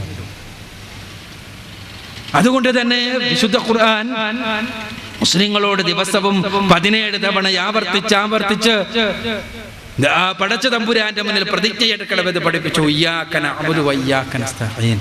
സട്ടാവായ തമ്പുരാനെ, ഈ പ്രപഞ്ചത്തെ സൃഷ്ടിച്ച് പരിപാലിക്കുന്ന പ്രതിഫല നാളിന്റെ ഉടമസ്ഥനായ പരമകാരുണികനും കരുണാനിധിയുമായ തമ്പുരാനെ, നിന്നെ മാത്രമാണ് ഞങ്ങൾ ആരാധിക്കുന്നത്. നിന്നോട് മാത്രമാണ് ഞങ്ങളുടെ സഹായാർത്ഥന. സട്ടാവായ തമ്പുരാന്റെ മുന്നിൽ നിന്നുകൊണ്ടുള്ള ഹൃദയത്തിൽ കൈവച്ചുകൊണ്ടുള്ള പ്രാർത്ഥന, പ്രതിജ്ഞ. ഇത്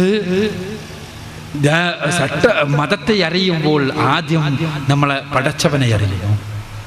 പടച്ചവനെ അറിഞ്ഞു കഴിഞ്ഞാൽ നമ്മുടെ ഹൃദയത്തിന്റെ നാഥനായി പടച്ചവനെ അംഗീകരിക്കുന്നു. ആ ഹൃദയത്തിന്റെ നാഥനായി പടച്ചവനെ അംഗീകരിക്കുന്നതിന്റെ ഭാഗമാണ് അവനെ മാത്രം ആരാധിക്കുക എന്നത്, അവനോട് മാത്രം പ്രാർത്ഥിക്കുക എന്നത്. അത് കഴിഞ്ഞാൽ പിന്നീട് ജീവിതത്തെ മൊത്തത്തിൽ അവന്റെ നിയമനിർദ്ദേശങ്ങൾക്ക് അനുസൃതമായി നമ്മൾ പരിവർത്തിപ്പിക്കുന്നു. അതാണ് പിന്നെ സമർപ്പണം സംഭവിക്കുന്നത്. ആരെയാണോ സമർപ്പിക്കുന്നത്, ആരുടെ മുന്നിലാണോ ജീവിതത്തെ സമർപ്പിക്കുന്നത്, അവനെ നമ്മൾ അറിയണം. ആരുടെ മുന്നിലാണോ ജീവിതത്തെ സമർപ്പിക്കുന്നത്, അവൻ നമ്മുടെ ഹൃദയത്തിന്റെ നമ്മുടെ നാഥനാവണം. നമ്മുടെ പ്രയാസങ്ങളും പ്രശ്നങ്ങളും അവതരിപ്പിക്കപ്പെടുന്നവനാകണം. പിന്നീട് പിന്നെ ജീവിതത്തെ സമർപ്പിക്കണം. അവന്റെ നിയമനിർദ്ദേശങ്ങൾ അനുസരിച്ചുകൊണ്ട് ജീവിതത്തെ മുന്നോട്ട് നയിക്കണം. അത് വേണമെങ്കിൽ അവന്റെ നിയമനിർദ്ദേശങ്ങൾ എന്തൊക്കെയെന്ന് നമുക്കറിയണം. അല്ലാതെ അങ്ങനെ ആ നിയമനിർദ്ദേശങ്ങൾ അനുസരിച്ച് ജീവിക്കുക. സട്ടാവായ തമ്പുരാന്റെ നിയമനിർദ്ദേശങ്ങൾ അനുസരിച്ച് ജീവിക്കണമെങ്കിൽ നിയമനിർദ്ദേശങ്ങൾ എന്തൊക്കെയാണെന്ന് അറിയാൻ കഴിയണം. അത് പഠിപ്പിക്കാനാ പ്രവാചകന്മാർ വന്നത്. ആ പ്രവാചകന്മാരിൽ അന്തിമനാണ് മുഹമ്മദ് റസൂലുള്ളാഹി സ്വല്ലല്ലാഹു അലൈഹി വസല്ലം. മുഹമ്മദ് നബിയിലൂടെ അവതരിപ്പിക്കപ്പെട്ട വേദഗ്രന്ഥമാണ് വിശുദ്ധ ഖുർആൻ. മുഹമ്മദ് നബിയും വിശുദ്ധ ഖുർആനും അവസാനത്തെ വേദഗ്രന്ഥവും അവസാനത്തെ പ്രവാചകനുമാണ്. ഈ രണ്ട് കാര്യങ്ങൾ, മുഹമ്മദ് നബിയും വിശുദ്ധ ഖുർആനും എന്നീ രണ്ട് വസ്തുതകൾ, രണ്ട് പ്രമാണങ്ങൾ, ഇത് മുൻപുള്ള വേദഗ്രന്ഥങ്ങളെ മുഴുവനും മുൻപുള്ള പ്രവാചകന്മാരെ മുഴുവനും അംഗീകരിച്ചുകൊണ്ട് നിലനിൽക്കുന്ന പ്രമാണങ്ങളാണ്. പക്ഷേ മുൻപുള്ള വേദഗ്രന്ഥങ്ങളെല്ലാം അഥവാ ഭാരതത്തിലേക്ക് വന്ന പ്രവാചകന്മാരും ഇസ്രായേലിലേക്ക് കടന്നു വന്ന പ്രവാചകന്മാരും മോശയും യേശുവും എല്ലാം പഠിപ്പിച്ച ആശയങ്ങളെയും അവരിലൂടെ അവതരിപ്പിക്കപ്പെട്ട വേദഗ്രന്ഥങ്ങളെയും പൂർണ്ണമായി അംഗീകരിക്കുന്നു വിശുദ്ധ ഖുർആൻ. പക്ഷെ ആ വേദഗ്രന്ഥങ്ങൾ അതേ രൂപത്തിൽ ഇന്ന് നിലവിലില്ല. മനുഷ്യരുടെ കൈകടത്തലുകൾക്ക് വിധേയമാക്കപ്പെട്ടു. അതുകൊണ്ട് തന്നെ അവ വികലമാക്കപ്പെട്ടു. വിശുദ്ധ ഖുർആൻ അത് പടച്ച തമ്പുരാൻ തന്നെ അതിന്റെ സംരക്ഷണം ഏറ്റെടുത്തിട്ടുള്ള വേദഗ്രന്ഥമാണ്. ഇന്നാ നഹ്നു നസ്സൽനാ ദിക്റ വഇന്നാ ലഹു ലഹാഫിളൂൻ. ഖുർആനിലെ 15-ാമത്തെ അധ്യായം സൂറത്തുൽ ഹിജ്റിലെ 9-ാമത്തെ വചനത്തിലൂടെ പടച്ചവൻ തന്നെ പറയാണ്, ഈ ഗ്രന്ഥം അത് നാം സംരക്ഷിക്കും, അത് നാമാണ് അവതരിപ്പിച്ചിട്ടുള്ളത്, അത് നാം തന്നെ സംരക്ഷിക്കും. കഴിഞ്ഞ 14 നൂറ്റാണ്ടുകളായി നടന്ന ശാസ്ത്ര സാങ്കേതിക വൈജ്ഞാനിക രംഗങ്ങളിലെ വിപ്ലവങ്ങൾക്ക് മുന്നിൽ അടിപതരാതെ അജയ്യമായി മാറ്റത്തിരുത്തലുകളില്ലാതെ നിലനിൽക്കുന്ന ഒരു പ്രമാണമാകും പരിശുദ്ധ ഖുർആൻ. അത് ദൈവികമാണ് എന്നത് കേവലമായ ഒരു അവകാശവാദമല്ല, മറിച്ച് അത് തന്നെ സ്വയം പ്രഖ്യാപിക്കുകയും അത് ദൈവികമല്ല എന്ന് തെളിയിക്കാൻ മനുഷ്യ സമൂഹത്തെ മൊത്തത്തിൽ വെല്ലുവിളിക്കുകയും ചെയ്യാൻ. അഫലാ യതദബ്ബറൂനൽ ഖുർആന വലൗ കാന മിൻ ഇൻദി ഗൈരില്ലാഹ് ലവജദൂ ഫീഹി ഇഖ്തിലാഫൻ കസീറാ. അവർ ഖുർആനിനെ കുറിച്ച് ചിന്തിക്കുന്നില്ലേ? അതെങ്ങാനും സർവശക്തനായ തമ്പുരാനിൽ നിന്നുള്ളതല്ലായിരുന്നുവെങ്കിൽ അവർക്കതിൽ ധാരാളം വൈരുദ്ധ്യങ്ങൾ, അബദ്ധങ്ങൾ കണ്ടെത്താൻ കഴിയുമായിരുന്നു. 14 നൂറ്റാണ്ടുകൾക്ക് മുമ്പ് നിരക്ഷരനായ ഒരു മനുഷ്യന്റെ നാവിലൂടെ ലോകം കേട്ട ഗ്രന്ഥം, അതിൽ ഒരുപാട് അബദ്ധങ്ങൾ ഉണ്ടാകണം. കാരണം 14 നൂറ്റാണ്ടുകൾക്ക് മുമ്പ് നമ്മുടെ അറിവ്, നമ്മുടെ വിജ്ഞാനം, നമ്മുടെ ശാസ്ത്രം ഇത് വികസിക്കുക പോയിട്ടുണ്ടാവുക പോലും ചെയ്തിട്ടില്ല. ആ കാലഘട്ടത്തിൽ പ്രപഞ്ചത്തെ, ഭൂമിയെ, സൂര്യചന്ദ്ര നക്ഷത്രാദികളെ, ഭൂമിയിലെ പ്രതിഭാസങ്ങളെ, സസ്യലതാദികളെ, ജന്തുജീവജാലങ്ങളെ, സമുദ്രത്തെ, സമുദ്രത്തിലെ തിരമാലകളെ, കാറ്റിനെ, ജലചക്രത്തെ, ജലചംക്രമണത്തെ, മനുഷ്യനെ, മനുഷ്യന്റെ അവയവങ്ങളെ, മനുഷ്യന്റെ രൂപപരിണാമത്തെ എല്ലാം കുറിച്ച് പരാമർശിച്ചിട്ടുള്ള പരിശുദ്ധ ഖുർആനിൽ അബദ്ധങ്ങൾ ഉണ്ടായേ തീരൂ. സാധാരണ യുക്തിയിൽ ചിന്തിക്കുകയാണെങ്കിൽ. എന്നാൽ അത്ഭുതകരം, 14 നൂറ്റാണ്ടുകൾക്ക് മുമ്പ് ഖുർആൻ പറഞ്ഞു, ഒരബദ്ധം ഇതിൽ നിങ്ങൾ കാണിച്ചു തന്നാൽ, ഒരബദ്ധം, ഒരൊറ്റ അബദ്ധം, ഒരു വൈരുദ്ധ്യം കാണിച്ചാൽ ഇത് ദൈവികമല്ല എന്ന് അംഗീകരിക്കാമെന്ന് ഖുർആന്റെ സ്വയമുള്ള പ്രഖ്യാപനമാണ്. 14 നൂറ്റാണ്ടുകൾക്ക് നടുവിൽ, ആ 14 നൂറ്റാണ്ടുകൾക്കിടയിൽ വിശുദ്ധ ഖുർആനിന്റെ ശത്രുക്കൾ ഒരുപാട് ഒരുപാട് ഒരുപാട് ഒരുപാട് അബദ്ധങ്ങൾ, ഒരുപാട് ഒരുപാട് വൈരുദ്ധ്യങ്ങൾ ഖുർആനിൽ നിന്ന് ചികഞ്ഞെടുക്കാൻ വേണ്ടി ശ്രമിച്ചിട്ടുണ്ട്. പക്ഷേ വസ്തുനിഷ്ഠമായ ഒരു അബദ്ധമെങ്കിലും അവതരിപ്പിക്കാൻ ഇതുവരെ അവർക്കൊന്നും കഴിഞ്ഞിട്ടില്ല. സഹോദരങ്ങളെ, ഇത് വെറുതെ ഉള്ളൊരു വർത്തമാനമല്ല. വിശുദ്ധ ഖുർആനിനെ ശക്തമായി വിമർശിക്കുന്ന ആളുകളെ വേദിയിലിരുത്തി ഇതേ കാര്യം, ഖുർആനിന്റെ ഈ കാര്യം മലയാളക്കരയിൽ അവതരിപ്പിക്കുവാൻ അവസരമുണ്ടായിട്ടുള്ള ഒരാളാണ് ഈ ഉള്ളവൻ. വിശുദ്ധ ഖുർആനിനെ ഒറ്റക്കും തെറ്റയായും അവസരം കിട്ടുമ്പോഴെല്ലാം പച്ചയായി വിമർശിക്കുന്ന ഭൗതികവാദികളുടെ, യുക്തിവാദികളുടെ നേതാക്കന്മാരെയും മറ്റു പല മതപണ്ഡിതന്മാരെയും വേദിയിലിരുത്തി ഖുർആനിലെ ഒരൊറ്റ അബദ്ധം വസ്തുനിഷ്ഠമായി സ്ഥാപിക്കാൻ സാധിക്കുമോ എന്ന് ചോദിക്കുവാൻ അവസരമുണ്ടായിട്ടുള്ളയാളാണ്. കഴിഞ്ഞ 2 പതിറ്റാണ്ടുകളായി കേരളത്തിലെ ഇതേപോലെയുള്ള വേദികളിൽ തുറന്നു ചോദിച്ചു കൊണ്ടിരിക്കുന്നു, വിശുദ്ധ ഖുർആനിൽ നിന്ന് ഒരബദ്ധം, ഒരു വൈരുദ്ധ്യം ഒന്ന് ഗവേഷണം ചെയ്ത് കണ്ടുപിടിച്ച് കൊണ്ടുവരാൻ കഴിയുമോ? എങ്കിൽ ഖുർആൻ തന്നെ പറയുന്നു ഖുർആൻ ദൈവികമല്ല എന്ന്. പക്ഷെ അത്ഭുതകരം, ഈ 2 പതിറ്റാണ്ടുകൾക്കിടയിൽ വസ്തുനിഷ്ഠമായി വിശുദ്ധ ഖുർആനിൽ നിന്ന് ഒരു അബദ്ധം അവതരിപ്പിക്കാൻ ഖുർആനിന്റെ വിമർശകന്മാർക്കൊന്നും കഴിഞ്ഞിട്ടില്ല.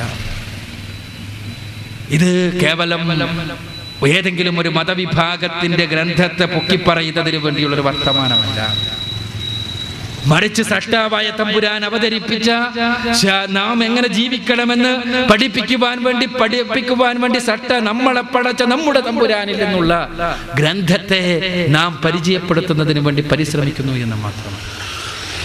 ഖുർആനിന്റെ പ്രായോഗികമായ ജീവിത മാതൃകയാണ് മുഹമ്മദ് റസൂലുള്ളാഹി സ്വല്ലല്ലാഹു അലൈഹി വസല്ലമയുടെ ജീവിത മാതൃക. ആ ജീവിത മാതൃകയാകട്ടെ അത്യുജ്വലമായ 23 വർഷക്കാലഘട്ടത്തിലെ പ്രവാചക ജീവിതത്തിനടക്ക് ജീവിതത്തിന്റെ സകല രംഗങ്ങളിലേക്കും കൃത്യമായി മാർഗദർശനം നൽകിയിരിക്കുകയാണ്. എങ്ങനെ സൃഷ്ടാവായ തമ്പുരാന് ജീവിതത്തെ സമർപ്പിക്കണമെന്ന് മുഹമ്മദ് റസൂലുള്ളാഹി സ്വല്ലല്ലാഹു അലൈഹി വസല്ലമയുടെ ജീവിതത്തിലേക്ക് നോക്കിയാൽ ആ ജീവിതം മനുഷ്യ സമൂഹത്തിന് മുന്നിൽ പച്ചയായി തുറന്നു വെക്കപ്പെട്ടിരിക്കുകയാണ്. പച്ചയായി തുറന്നു വെക്കപ്പെട്ടിരിക്കുകയാണ്. 23 വർഷക്കാലഘട്ടത്തിലെ മുഹമ്മദ് നബി സല്ലല്ലാഹു അലൈഹി വസല്ലമയുടെ ജീവിതം രേഖപ്പെടുത്തപ്പെട്ടതുപോലെ മറ്റൊരു മനുഷ്യന്റെയും ജീവിതം രേഖപ്പെടുത്തപ്പെട്ടിട്ടില്ല. ആ ജീവിതം ഏത് ജീവിതത്തിന്റെ തുറകളിലുള്ള ആളുകളാണെങ്കിലും അവർക്ക് കൃത്യമായ മാതൃക ആ ജീവിതത്തിൽ നിങ്ങൾക്ക് കണ്ടെത്താൻ കഴിയും. ഇത് രണ്ടുമാണ് മതത്തിന്റെ പ്രമാണങ്ങൾ. നിങ്ങൾ മതത്തെ അറിയേണ്ടത് പ്രമാണങ്ങളിൽ നിന്നാണ്. പരിശുദ്ധ ഖുർആനും പ്രവാചക ജീവിതവുമാണ് മതത്തിന്റെ പ്രമാണങ്ങൾ. ഈ പ്രമാണങ്ങളെ അറിഞ്ഞു കഴിഞ്ഞാൽ മനുഷ്യരെ സ്നേഹിക്കാതിരിക്കാൻ ഒരാൾക്ക് സാധ്യമല്ല. ഇതൊരു കേവലമായ അവകാശവാദമല്ല. മറിച്ച് വിശുദ്ധ ഖുർആനിന്റെ താളുകളിലൂടെ കടന്നു പോകുമ്പോൾ സട്ടാവായ തമ്പുരാനെ ഖുർആൻ പരിചയപ്പെടുത്തുന്നത് കാരുണ്യമൂർത്തിയായിക്കൊണ്ടാണ്. കാരുണ്യം മാത്രം ചൊരിയുന്നവൻ, കരുണയല്ലാതെ മറ്റൊന്നും അവനിൽ നിന്നുണ്ടാകുന്നില്ല. കാരുണ്യമെന്ന അവനിൽ നിന്ന് ചൊരിഞ്ഞുകൊണ്ടേയിരിക്കുന്നവൻ, അവനെ എതിർക്കുന്നവരോ അവനെ നിഷേധിക്കുന്നവർ, അവനെ വെറുക്കുന്നവർ, അവനില്ല എന്ന് വാദിക്കുന്നവർ ആർക്കാണെങ്കിലും ഈ ദുനിയാവിൽ കാരുണ്യം വാരി വാരി കൊടുത്തുകൊണ്ടിരിക്കുന്നവൻ അർ-റഹ്മാൻ, പടച്ചവൻ. ആ സൃഷ്ടാവായ തമ്പുരാൻ അവന്റെ കാരുണ്യത്തിന്റെ പൂർണ്ണമായ പ്രകാശനത്തിന് വേണ്ടി, അവന്റെ കാരുണ്യത്തിന്റെ 1% ഈ പ്രപഞ്ചത്തിൽ മുഴുവനും നൽകിയ പടച്ചവൻ ബാക്കി 99%ത്തിന്റെയും പ്രകാശനത്തിന് വേണ്ടി സ്വർഗലോകം സൃഷ്ടിച്ചിരിക്കുന്നു. ആ സ്വർഗലോകത്തിൽ കയറുന്നതിനുള്ള അവകാശം നൽകിയിട്ടുള്ളത്, അല്ലെങ്കിൽ സ്വർഗലോകത്തിന് അർഹരാകുവാൻ വേണ്ടിയുള്ള പ്രത്യേകമായ സൃഷ്ടി മനുഷ്യൻ. പടച്ചവന്റെ പൂർണ്ണമായ കാരുണ്യത്തിന് വിധേയമാകുവാൻ വേണ്ടി ഉള്ള ഒരു സൃഷ്ടിയെയാണ് പടച്ചവൻ സൃഷ്ടിച്ചത്, മനുഷ്യൻ. ആ മനുഷ്യരിലേക്ക്, അവന്റെ കാരുണ്യത്തിലേക്ക് ക്ഷണിക്കാൻ വേണ്ടി നിയോഗിക്കപ്പെട്ടവർ പ്രവാചകന്മാർ. ആ പ്രവാചകന്മാരിൽ അന്തിമൻ മുഹമ്മദ് റസൂലുള്ളാഹി സ്വല്ലല്ലാഹു അലൈഹി വസല്ലം. മുഹമ്മദ് നബി ആരാ? വമാ അർസൽനാക ഇല്ലാ റഹ്മത്തൽ ലിൽ ആലമീൻ. താങ്കളെ നാം നിയോഗിച്ചിട്ടുള്ളത് മുഴുവൻ ലോകത്തിനും കാരുണ്യമായി കൊണ്ടാണ്. മുഹമ്മദ് റസൂലുള്ളാഹി സ്വല്ലല്ലാഹു അലൈഹി വസല്ലം കാരുണ്യത്തിന്റെ പ്രവാചകൻ എന്ന് പറയുന്നത് വെറുതെ ഒരു അവകാശവാദമല്ല, ഏതെങ്കിലും ഒരു ചരിത്രത്തിൽ നിന്ന് ഒറ്റപ്പെട്ട ഒരു സംഭവത്തിൽ നിന്ന് എടുത്ത് പറയുന്ന ഒരു കാര്യവുമല്ല. മറിച്ച് മനുഷ്യ സമൂഹത്തെ അവരുടെ നാശത്തിൽ നിന്ന്, പൂർണ്ണമായ നാശത്തിൽ നിന്ന്, തകർച്ചയിൽ നിന്ന് രക്ഷപ്പെടുത്തുവാൻ വേണ്ടി പരിശ്രമിച്ച മഹാനായ മനുഷ്യ സ്നേഹി മുഹമ്മദ് റസൂലുള്ളാഹി സ്വല്ലല്ലാഹു അലൈഹി വസല്ലം. എന്താ പൂർണ്ണമായ നാശം? നരകലോകത്തിലേക്ക് പോവുക എന്ന നാശം. സൃഷ്ടാവായ തമ്പുരാന്റെ കാരുണ്യത്തിൽ നിന്ന് അകറ്റപ്പെടുക എന്ന നാശം. സൃഷ്ടാവായ തമ്പുരാന്റെ കാരുണ്യത്തിൽ നിന്ന് അകറ്റപ്പെടുന്ന മനുഷ്യരോട് അവരുടെ വെറുപ്പ് സമ്പാദിച്ചുകൊണ്ട്, അവരുടെ എതിർപ്പ് സമ്പാദിച്ചുകൊണ്ട്, അവരുടെ പീഡനങ്ങൾ സഹിച്ചുകൊണ്ട്, അവരിൽ നിന്നുള്ള ഭത്സനങ്ങൾ ഏറ്റുവാങ്ങിക്കൊണ്ട് അവർക്ക് വേണ്ടി പണിയെടുത്തുകൊണ്ടിരിക്കുകയായിരുന്നു പ്രവാചകൻ. അതാണ് കാരുണ്യത്തിന്റെ പൂർണ്ണമായ രൂപം, സ്നേഹത്തിന്റെ മൂർത്തിമത്വം. അല്ലേ? നിങ്ങൾ ആലോചിച്ച് നോക്കുക. സേവന പ്രവർത്തനങ്ങൾ ചെയ്യുന്ന ആളുകൾക്കറിയാം, ആ സേവനം ചെയ്യപ്പെടുന്ന ആളുകൾ മോശമായി പ്രതികരിച്ചാൽ നമ്മൾ അവരെ വെറുക്കുന്നു മാത്രമല്ല, ആ പ്രവർത്തനം തന്നെ നിർത്തിപ്പോകും. ഞാനൊരു പാവപ്പെട്ട ഒരു മനുഷ്യന്റെ വീട്ടിൽ 10 കിലോ അരി കൊണ്ട് കൊടുത്തു. അയാൾ പിറ്റേന്ന് എന്നെ കാണുമ്പോൾ ഭവ്യതയോടുകൂടി നിൽക്കണില്ലെങ്കിൽ അയാൾക്കാ പരിയെടുത്ത്. അല്ലേ? നമ്മൾ പറയും നമ്മള് അത് പോകട്ടെ, അയാൾ ഭവ്യതയോട് കൂടി നിൽക്കാതിരിക്കുന്നത് പോകട്ടെ, നാളെ അയാൾ ചീത്ത പറയും കൂടിയാണെങ്കിലോ, ഈ അരി കൊടുക്കുന്നതിനെ തന്നെ ചീത്ത പറയുകയാണെങ്കിലോ, പിന്നെ അതിന് നിൽക്കുവോ? പിന്നെ അതിന് നിൽക്കൂല. അത് മനുഷ്യ സഹജമായ കാര്യം. എന്നാൽ അന്തിമ പ്രവാചകനായ മുഹമ്മദ് റസൂലുള്ളാഹി സ്വല്ലല്ലാഹു അലൈഹി വസല്ലമ മനുഷ്യരെ നരകത്തിൽ നിന്ന്, ശാശ്വതമായ നാശത്തിൽ നിന്ന്, പടച്ചതമ്പുരാന്റെ കാരുണ്യത്തിൽ നിന്ന് അകന്നു പോയിക്കൊണ്ടിരിക്കുന്ന ആളുകളെ ആ കാരുണ്യത്തിലേക്ക് തിരിച്ചു വിളിക്കാൻ വേണ്ടി പരിശ്രമിച്ചപ്പോ, മുഴുവൻ നാശത്തിലേക്ക് കൂപ്പുകുത്തിക്കൊണ്ടിരിക്കുന്ന മനുഷ്യരെ ആ നാശത്തിൽ നിന്ന് രക്ഷപ്പെടുത്താൻ വേണ്ടി പരിശ്രമിച്ചപ്പോ ആരാണോ രക്ഷപ്പെടേണ്ടത് അവർ തന്നെ പ്രവാചകനെതിരെ തിരിയുകയാണ്. എന്നിട്ടും റസൂലുള്ളാഹ് അവർക്ക് വേണ്ടി പ്രാർത്ഥിക്കുന്നു. ചരിത്രത്തിൽ നിങ്ങൾക്ക് കാണാൻ കഴിയുമോ ഇതേപോലെ ഒരു ഉദാഹരണത്തെ? നാം ആലോചിക്കുക. ഒരൊറ്റ സംഭവം നിങ്ങൾ നോക്കുക. പ്രവാചകൻ സല്ലല്ലാഹു അലൈഹി വസല്ലമ മക്കയിലെ ആളുകളോട് പ്രബോധനം ചെയ്യാൻ തുടങ്ങി. എന്താ പ്രബോധനം ചെയ്തത്? നിങ്ങൾ ഇന്ന് ഗോത്രാധിപത്യ വ്യവസ്ഥിതിയിലാണ്. ആ ഗോത്രാധിപത്യ വ്യവസ്ഥിതിയിൽ നിങ്ങളിൽ നിന്ന് ഉള്ള സുന്ദരികളായ പെൺകുട്ടികളെ എനിക്ക് വിവാഹം കഴിച്ചു തരണം എന്ന് ഏതെങ്കിലും തത്വശാസ്ത്രം ഉണ്ടാക്കിക്കൊണ്ട് ജനങ്ങളെ പഠിപ്പിക്കുകയുമല്ല അദ്ദേഹം ചെയ്തത്. മറിച്ച് 40-ാമത്തെ വയസ്സിൽ അദ്ദേഹത്തിന് ദിവ്യബോധനം ലഭിച്ചതിന്റെ അടിസ്ഥാനത്തിൽ സമൂഹത്തിൽ ഈ സത്യസന്ദേശം പറഞ്ഞതുകൊണ്ട് പടച്ചതമ്പുരാന്റെ കാരുണ്യത്തിൽ നിന്ന് അകന്നുകൊണ്ടിരിക്കുന്ന മനുഷ്യരെ പടച്ചവന്റെ കാരുണ്യത്തിലേക്ക് തിരിച്ചു കൊണ്ടുവരാൻ വേണ്ടി പരിശ്രമിച്ച ഒറ്റ കാരണത്താൽ ആ സമൂഹം അദ്ദേഹത്തെ വെറുക്കുകയാണ്. ഏത് സമൂഹം? 40 വയസ്സ് വരെ മുഹമ്മദ് നബിക്കെതിരെ, മുഹമ്മദ് എന്നവർക്ക് ഇഷ്ടപ്പെട്ട ആ പുരുഷനെതിരെ, മുഹമ്മദ് അല്ലമീൻ എന്നവർ വിളിച്ച ആ മഹാമനുഷ്യനെതിരെ ആരുടെയെങ്കിലും നാവ് പൊങ്ങിയാൽ അതിനെതിരെ പൊങ്ങാൻ ആയിരക്കണക്കിന് നാവുകൾ അവിടെ ഉണ്ടായിരുന്നു.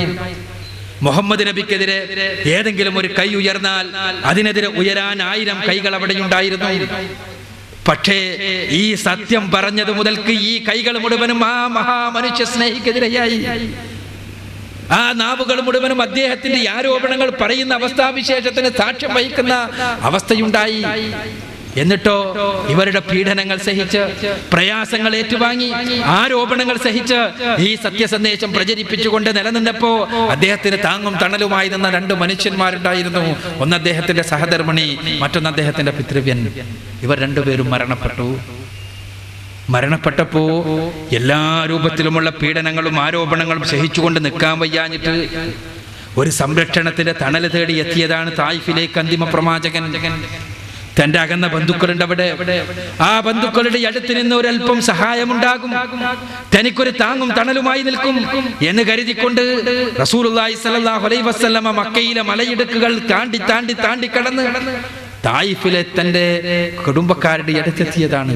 അവർ അദ്ദേഹത്തെ സഹായിച്ചില്ല എന്ന് മാത്രമല്ല, അദ്ദേഹത്തെ കല്ലെടുത്തെറിയുകയും തെണ്ടിപ്പിള്ളേരെ പിന്നിലോടിച്ച് സാധാരണ ഭ്രാന്തന്മാരെ പോലെ അദ്ദേഹത്തെ കൂകി വിളിച്ച് വഷളാക്കി നാണം കെടുത്തി അദ്ദേഹത്തിന്റെ എറിഞ്ഞെറിഞ്ഞ് അദ്ദേഹത്തിന്റെ കണങ്കാലുകളിൽ നിന്ന് രക്തം ധാരധാരയായി ഒഴുകുന്ന അവസ്ഥയുണ്ടായി. എന്നിട്ടോ ഈ തെണ്ടിപ്പിള്ളേരിൽ നിന്ന് രക്ഷപ്പെട്ട്, ഈ പ്രയാസങ്ങളിൽ നിന്ന് രക്ഷപ്പെട്ട് അദ്ദേഹം ഒരു തോട്ടത്തിൽ വിശ്രമിക്കുകയാണ്. പടച്ചവന്റെ നേരെ കൈകൾ ഉയർത്തിക്കൊണ്ട് അദ്ദേഹം ചോദിച്ചു, പടച്ചവനെ, ഈ സന്ദേശത്തിന്റെ പ്രചാരണത്തിന് ഈയുള്ളവൻ പോന്നവനല്ലേ? എന്നെ ഇതിന് പറ്റില്ലേ? അതുകൊണ്ടാണോ നീ എന്നെ ഇങ്ങനെ പരീക്ഷിച്ചു കൊണ്ടിരിക്കുന്നത്? പ്രയാസകരമായ നിമിഷങ്ങൾ. ആ സമയത്തതാ മാലാഖമാരുടെ മലക്കുകളുടെ നേതാവ് ജിബ്രീൽ അലൈഹിസ്സലാത്തു വസ്സലാം അദ്ദേഹത്തിന്റെ മുന്നിൽ പ്രത്യക്ഷപ്പെടുന്നു. അദ്ദേഹത്തോട് ചോദിക്കുന്നു, അദ്ദേഹത്തോട് പറയുന്നു, പടച്ചവന്റെ പൂർണ്ണമായ ഉത്തരവുമായി കൊണ്ടാണ് ഞാൻ വന്നിട്ടുള്ളത്. താങ്കൾ ഒരു വാക്ക് പറഞ്ഞാൽ ഈ സമൂഹം താങ്കളെ വഷളാക്കിയ, താങ്കളെ നാണം കെടുത്തിയ, താങ്കളെ സഹായിക്കാത്ത, താങ്കളെ ആട്ടിയോടിച്ച, താങ്കളെ കല്ലെറിഞ്ഞ ഈ സമൂഹം പിന്നീട് ഈ ചരിത്രത്തിൽ ഈ സമൂഹം ഉണ്ടാവില്ല. ഈ സമൂഹം മുച്ചൂടും നശിപ്പിക്കപ്പെടും. ഈ സമൂഹം പൂർണ്ണമായി നിഷ്കാസനം ചെയ്യപ്പെടും. വെറുപ്പിന്റെ പ്രവാചകനല്ല മുഹമ്മദ് നബി, എതിർപ്പിന്റെ പ്രവാചകനല്ല മുഹമ്മദ് നബി, പ്രതിയോഗത്തിന്റെ പ്രവാചകനല്ല മുഹമ്മദ് നബി, മറിച്ച് റഹ്മത്തുല്ലിൽ ആലമീനാണ്. അദ്ദേഹം നൽകിയ മറുപടി നമ്മൾ കേൾക്കണം. അത് ഹൃദയത്തിൽ നിന്ന് ഉയർന്ന മറുപടിയാണ്. അതെന്താ മറുപടി? കേവലം അവരെ രക്ഷപ്പെടുത്തണമെന്നല്ല, അവരെ ഒന്നും ചെയ്യേണ്ടതില്ല എന്നല്ല. ഈ തലമുറ, ഈ സമൂഹത്തിലെ തലമുറയിൽ ഏതെങ്കിലും ഒരാൾ, അടുത്ത തലമുറയിലോ അതിന്റെ അടുത്ത തലമുറയിലെ എവിടെയെങ്കിലും ഒരാൾ പടച്ചവന്റെ ശാപകോപ താപങ്ങളിൽ നിന്ന് രക്ഷപ്പെട്ട് അവന്റെ കാരുണ്യത്തിന് വിധേയമാകുമെങ്കിൽ, പടച്ചവന്റെ നരകത്തിൽ നിന്ന് ഒരാൾ രക്ഷപ്പെടുമെങ്കിൽ, അവന്റെ സ്വർഗത്തിലേക്ക് ഒരാൾ അടുക്കപ്പെടുമെങ്കിൽ, ഈ സമൂഹത്തെ മുഴുവനും നശിപ്പിക്കുന്നതിനേക്കാൾ ഞാൻ ഇഷ്ടപ്പെടുന്നത് അതാണ്. റസൂലുള്ളാഹി സ്വല്ലല്ലാഹു അലൈഹി വസല്ലമയുടെ റഹ്മത്തുൽ ആലമീന്റെ മറുപടി ഇതാണ്. സ്നേഹം വെറുക്കുന്ന, എതിർക്കുന്ന ആളുകളെ പോലും രക്ഷയിലേക്ക് നയിക്കാൻ വേണ്ടി പരിശ്രമിക്കുന്ന ആ മഹത്തായ സ്നേഹം. ഇത് ഹൃദയത്തിനകത്ത് മതം അറിയുമ്പോൾ, സട്ടാവിനെ അറിയുമ്പോൾ, ആ സട്ടാവിനെ കുറിച്ച് വിശുദ്ധ ഖുർആനും തിരുസുന്നത്തും പഠിപ്പിച്ച കാര്യങ്ങൾ ഹൃദയത്തിനകത്ത് സന്നിവേശിപ്പിക്കുമ്പോൾ ഉയിർക്കൊള്ളുന്നതാണ് ഈ സ്നേഹം. ഇത് മനുഷ്യരോട് മൊത്തത്തിലുള്ള സ്നേഹമാണ്, പ്രപഞ്ചത്തോട് മൊത്തത്തിലുള്ള സ്നേഹമാണ്, ചുറ്റുപാടുമുള്ള സകല ജീവജാലങ്ങളോടുമുള്ള സ്നേഹമാണ്. അതുകൊണ്ടാണ് ആ പ്രവാചകൻ പഠിപ്പിച്ചത്, ഇർഹമു മൻ ഫിൽ അർളി ഇർഹംഹുകും മൻ ഫിസ് സമാ. നിങ്ങൾ ഈ ഭൂമിയിലുള്ളവരെ സ്നേഹിച്ചാൽ, ഭൂമിയിലുള്ളവരോട് കരുണ കാണിച്ചാൽ, പടച്ച തമ്പുരാൻ ആകാശത്തുള്ളവൻ നിങ്ങളോട് കരുണ കാണിക്കും. ആ കാരുണ്യം, ഹൃദയത്തിനകത്ത് നിന്ന് നിർഗളിക്കേണ്ട കാരുണ്യം, മനുഷ്യരെ മുഴുവനും സട്ടാവായ തമ്പുരാൻ പാപികളായ എല്ലാവരും വെറുത്ത് തള്ളിയ ആളുകളെ സട്ടാവായ തമ്പുരാൻ വിളിക്കുന്ന രീതി നോക്കൂ നിങ്ങൾ. ഖുലിയാ ഇബാദിയല്ലദീന അസ്റഫൂ അലാ അൻഫുസിഹിം ലാ തഖ്നതൂ മിൻ റഹ്മത്തില്ലാഹ്. പടച്ചവൻ വിളിക്കുക. നിങ്ങൾ പറയണം പ്രവാചകരെ, എന്താ പറയേണ്ടത്? യാ ഇബാദിയല്ലദീന അസ്റഫൂ അലാ അൻഫുസിഹിം, എന്റെ വിനീതരായ ദാസന്മാരെ. ആ വിളിക്ക് തന്നെ എന്തൊരു സൗന്ദര്യാത്മകതയാണ്, ആ വിളി തന്നെ എത്രയൊരു സൗന്ദര്യാത്മകതയാണ്. എന്താ ദാസന്മാരുടെ സവിശേഷത? സ്വന്തം ആത്മാവിനോട്, സ്വന്തത്തോട് തന്നെ അനീതി ചെയ്തു പോയ, തിന്മ ചെയ്തു പോയ, തിന്മകളിൽ നിമഗ്നമായി പാപങ്ങളിൽ മുങ്ങിക്കിടന്ന് ജീവിതത്തെ മുഴുവനും നശിപ്പിച്ച എന്റെ വിനീതരായ, എന്റെ ഇഷ്ടപ്പെട്ട ദാസന്മാരെ, നിങ്ങൾ പടച്ചവന്റെ കാരുണ്യത്തിൽ നിരാശരാകരുത് കേട്ടോ. നിങ്ങൾ പടച്ചവനോട് പൊറുക്കല്ല തേടി തിരിച്ചു വരിക. ആ പടച്ചവൻ പാപികളായ ദാസന്മാർ തിരിച്ചു വരുന്നത് കാത്തിരിക്കുന്ന പടച്ചവൻ. ദോഷികളായ ദാസന്മാർ തിരിച്ചു പടച്ച തമ്പുരാന്റെ പൂർണ്ണമായ കാരുണ്യത്തിലേക്ക് കടന്നു വരുന്നത് ആകാംക്ഷയോടുകൂടി, സ്നേഹത്തോടുകൂടി, ആഗ്രഹത്തോടുകൂടി കാത്തിരിക്കുന്ന പടച്ചവൻ. ആ പടച്ചവനെ പരിചയപ്പെടുത്തുന്ന ഒരാൾക്ക് ആരെയാണ് വെറുക്കാൻ കഴിയുക? ആരെയാണ് വെറുക്കാൻ കഴിയുക? ഒരു മുസ്ലിമിനെ സംബന്ധിച്ചിടത്തോളം അയാൾക്ക് തിന്മകളോട് വെറുപ്പാണ്, തിന്മ ചെയ്യുന്നവരോടല്ല. തിന്മകളോട് വെറുപ്പുള്ളത് കൊണ്ട് തന്നെ തിന്മ ചെയ്യുന്നവരെ പറഞ്ഞു മനസ്സിലാക്കി ആ തിന്മകളിൽ നിന്ന് രക്ഷപ്പെടുത്താനാണ് ശ്രമിക്കുക, അതല്ലാതെ തിന്മ ചെയ്യുന്നവനെ നിഷ്കാസനം ചെയ്യാനല്ല. അതാണ് പ്രവാചകൻ പഠിപ്പിച്ച പാഠം. അതുകൊണ്ട് തന്നെ യഥാരൂപത്തിൽ മതത്തെ അറിഞ്ഞാൽ, വിശുദ്ധ ഖുർആനിൽ നിന്നും തിരുസുന്നത്തിൽ നിന്നും മതത്തെ അറിഞ്ഞാൽ, പ്രവാചകന്മാർ പഠിപ്പിച്ച പാഠങ്ങളിൽ നിന്ന് മതത്തെ അറിഞ്ഞാൽ, അവന്റെ ഹൃദയത്തിനകത്ത് നിന്ന് മനുഷ്യരോടുള്ള സ്നേഹം നിർഗളിക്കും. ആ സ്നേഹം സമൂഹങ്ങളെ ദീപ്തമാക്കും. അങ്ങനെ ദീപ്തമാക്കുന്ന സമൂഹങ്ങളിൽ സ്നേഹവും കാരുണ്യവും നിറഞ്ഞു നിൽക്കും.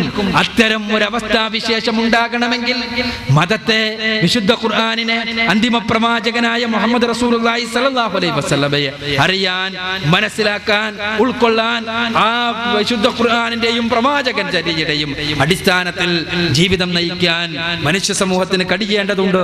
ഈ സന്ദേശം കേരളീയ സമൂഹത്തിന്റെ മുന്നിൽ പച്ചയായി ഭീകരവാദ ആരോപണം ഇസ്ലാമിനെതിരെ ഉയർന്നുകൊണ്ടിരിക്കുന്ന ഒരു സമയത്ത് പച്ചയായി കേരളീയ സമൂഹത്തിന്റെ മുന്നിൽ സമർപ്പിക്കുകയാണ് കേരള നേതൃത്വത്തിൽ മുജാഹിദീൻ പ്രസ്ഥാനം. വിശുദ്ധ ഖുർആനിലേക്കും തിരുസുന്നത്തിലേക്കും ശ്രദ്ധിക്കണമെന്ന്, അവിടെ ഭീകരതയുടെ ലാഞ്ചന പോലും നിങ്ങൾക്ക് കാണാൻ സാധ്യമല്ല എന്ന്, അത് സ്നേഹത്തിന്റെ, കാരുണ്യത്തിന്റെ ദർശനമാണ് സമൂഹത്തിന്റെ മുന്നിൽ സമർപ്പിക്കുന്നത് എന്നുമുള്ള പച്ചയായ യാഥാർത്ഥ്യങ്ങൾ പൊതുസമൂഹത്തിന്റെ മുന്നിൽ തുറന്ന്, ആത്മാർത്ഥതയോടെ തുറന്ന് പറഞ്ഞുകൊണ്ടിരിക്കുകയാണ് നദ്വത്തുൽ മുജാഹിദീന്റെ പ്രവർത്തകർ. ആ ക്യാമ്പയിനിന്റെ സമാപനമാണ് 27-ന്. നിങ്ങളെല്ലാവരും ആ പരിപാടിയിൽ സംബന്ധിക്കണമെന്നും ഈ സന്ദേശം പൊതുസമൂഹത്തിന്റെ മുന്നിൽ സമർപ്പിക്കുവാൻ, പൊതുസമൂഹത്തിന്റെ മുന്നിൽ ഈ സന്ദേശം പൂർണ്ണമായി പരിചയപ്പെടുത്തി കൊടുക്കുവാൻ ഉള്ള യജ്ഞത്തിൽ ഈ ക്യാമ്പയിൻ കാലം കഴിഞ്ഞാലും അതിനു മുൻപുമെല്ലാം നിങ്ങൾ ഓരോരുത്തരും ആ യജ്ഞത്തിൽ പങ്കാളികളാകണമെന്നും അഭ്യർത്ഥിച്ചുകൊണ്ട് ഞാൻ എൻ്റെ വാക്കുകൾ ഉപസംഹരിക്കുക.